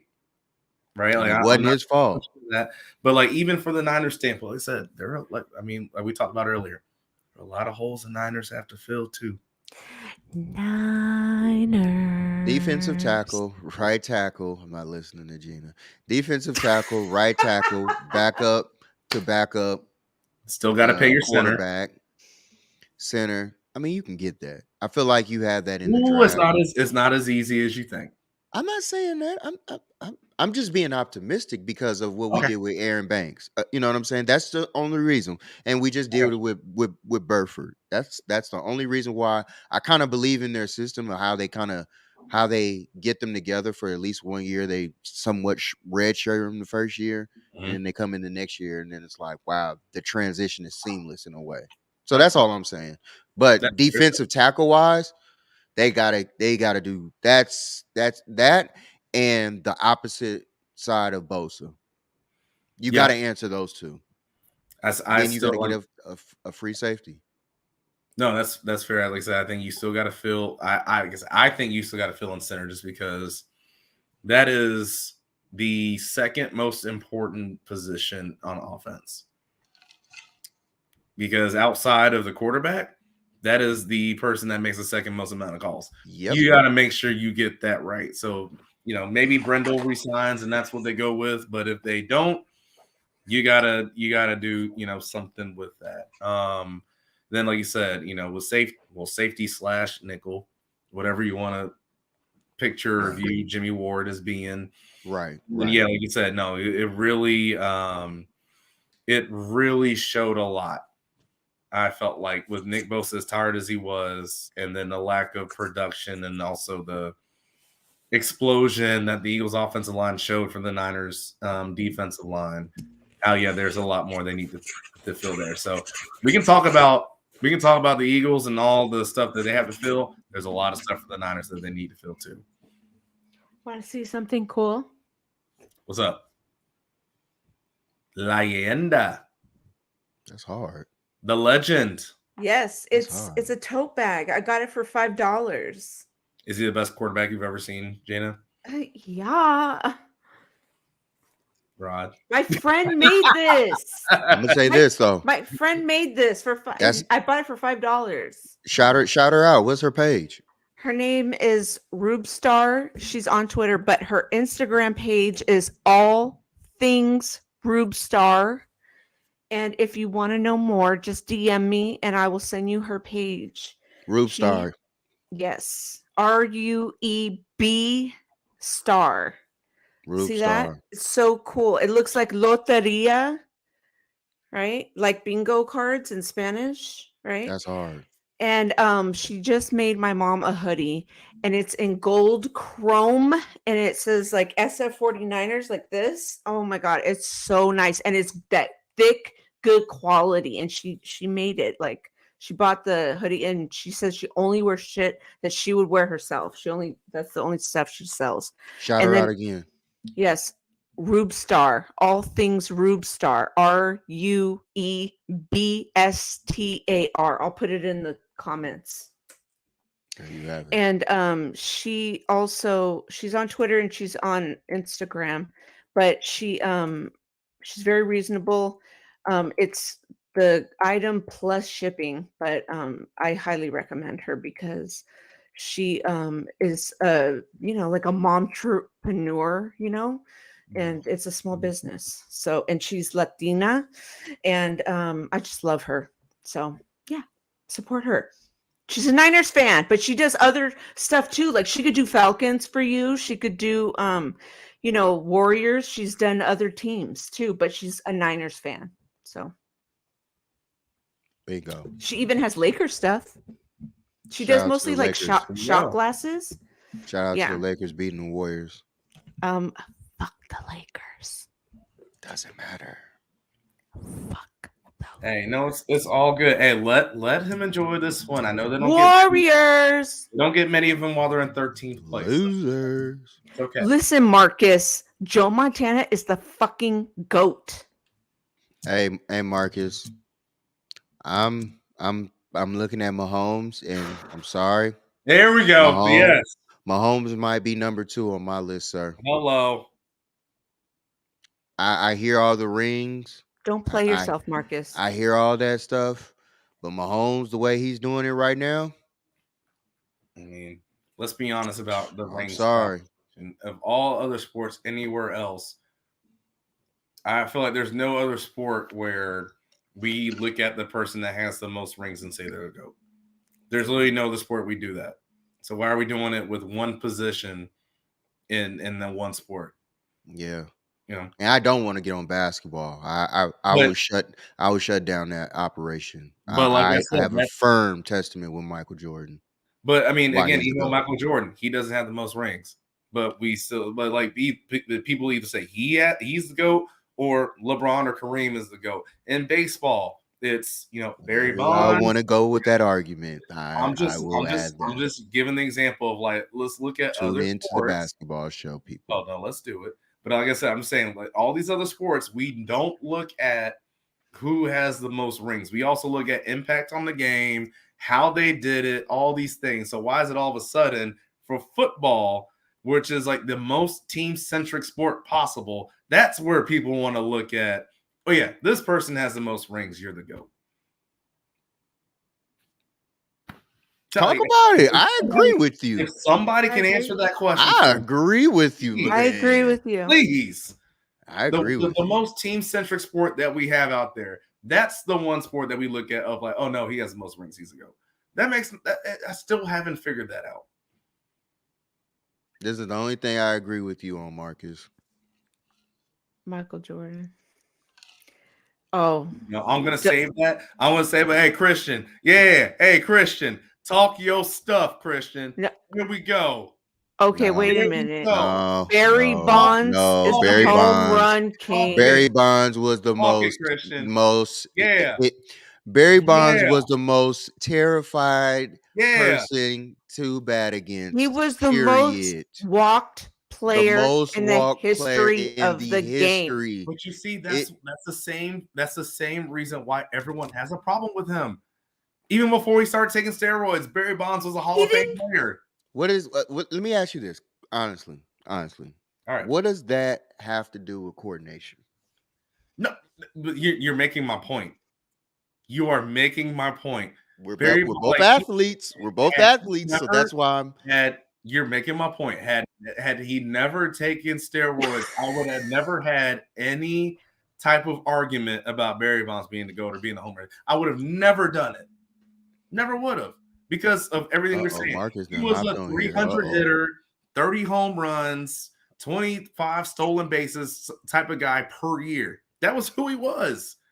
So I don't have an argument against that until we talk about steroids part. That's literally it. Steroids did not define him, and he put on the clear. He never injected himself. And there was no proof, by the way. Oh my gosh, look at this. Like, I came for the smoke. You know I came for the smoke, Jordan. You know I came for the smoke. What do you other people do you know? I ducks no smoke.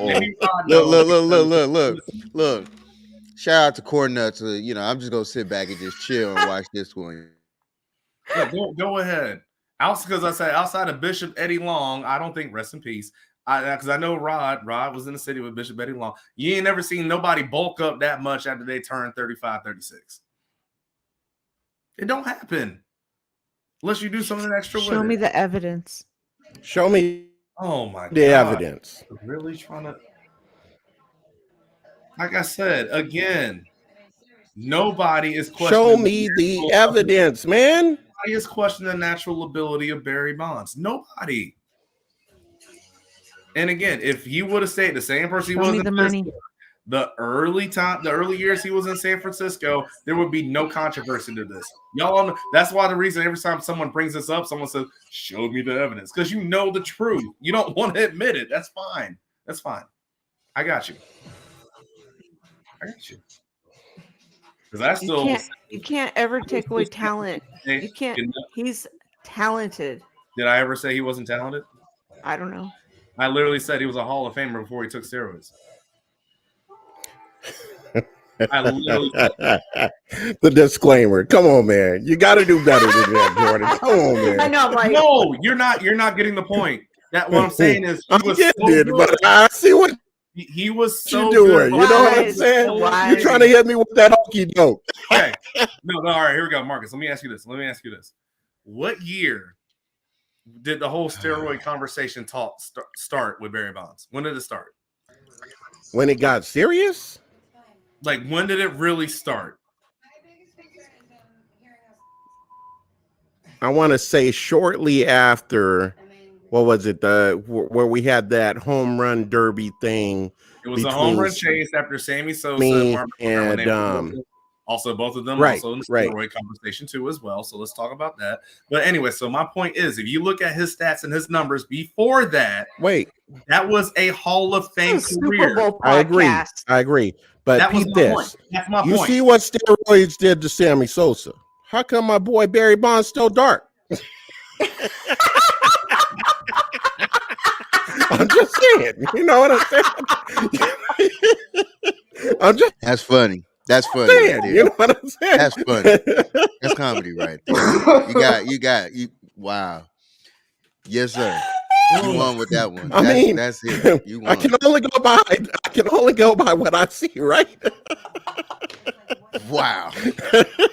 That's the first time I've ever heard that argument, and you know what? I Wow. ain't got nothing for it. Wow. You won. You won. I'm dead.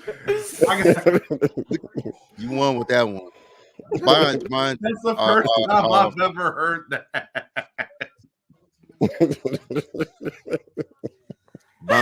Bonds belongs in there. You know, Well, look, he was the most fair player. Period, man. I'll Most put it fair this way. player. I'll put it this way: you can't put David Ortiz in there. You can't put a lot of these other steroid Agree. people in there and not put Barry Bonds in there. I agree. I don't disagree with that. Still, ultimately, Pete Rose needs to be in there. Still, period. Yes, he does. Shout out to Pete Rose. Shout out to I Pete still don't Rose. understand why Pete Rose pissed some people off that he shouldn't have pissed off. Right. Big time. I still don't understand why he's not in the Hall of Fame. Here's the thing with that. It's the same reason why, like, for some of the steroid people, they aren't in. When you bet on a game, the integrity of the game comes into question. Like, Pete Rose is still a hitter no matter what he betted on. Absolutely. Regardless of what he did. As a baseball player, he belongs in there. Absolutely. He 100% does. But like I said, when you bring the integrity of the game in question, this is why people still even for the Falcons, right? Calvin really got a whole year, and Deshaun Watson got 6 games. Good night, Big Red. You really bet on a game. I'm about to do it too, Big Red. You bring in the integrity of the game into question, and that's why they are harder on people than what they should be. I agree. It's hard for me to respect the integrity of the game when the game basically they were basically enabling steroids. They wanted steroids in the game. I agree. Well, it was the built. They went to the point where they weren't even testing for it. Like I said, look at the fan bases. They needed to put people in the seats back then. You can't put Bud Selig in the Hall of Fame and worship him, and then not put people who are the byproduct of what Bud Selig did not in the Hall of Fame. Because I don't disagree with that. I don't. All right, another argument for another day. Tonight was a good night. Yeah, shout out to Kansas City Chiefs, Super Bowl champs. Shout out to Patrick. Congrats. New baby goat, Mahomes. And shout out my guy Justin Reed, teammate, now Super Bowl champion. They can never shout out to JJ Schuster. Jay Reed, congratulations, man. Juju Smith. I can't say his name. Juju Smith.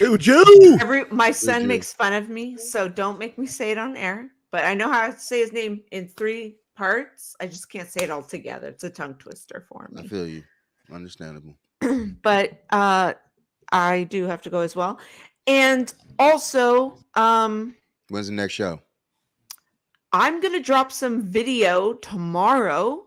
I may go live. I'm not sure because it's hard to go live when you're doing something live. I mean, in action. I'll be here, so let me know if you do. Yes. You know what? That's a good idea. But we are definitely going live on Gina Rep and the Bay Productions on Wednesday with Warriors Muse to talk Warriors and that whole Gary Payton II trade and how we ended up keeping him after that huge 4-way trade fiasco, and them Trailblazers be lying their asses off. I'll be on that show as well. Oh, I know Rock can't wait to get oh yeah. Oh yeah. Absolutely. I will be on that show. So you know. Blue cup ready. I can't work all week, so I might as well be too. Oh yes. We hope y'all join us. Wise do. Probably be there. Please, not Wise. Be in the chat. Please, Wise. Be the wise soul that night. Say Shawn Michaels is a heartbreak kid. All right, cool. There we go, Wise. We just all saying the truths, I guess. Hey, it's gonna be fun. It's gonna be a doozy. We need more for our hoops Absolutely. More audience. Tell your Yeah. friends. Tell a friend to tell a friend. We appreciate you guys. Yes. Hit a thumbs up, like button, subscribe, tell a friend to tell a friend. We appreciate all you guys for this football season. Yes. Especially coming in at the time that we did come in during the season. We appreciate y'all support. Continue to look out for more work in the due future. It hasn't stopped. We just moved to another sport. Continue on rolling. Trust me, it's still gonna be good. Good content. I appreciate y'all. We appreciate y'all. We thank you. And then some.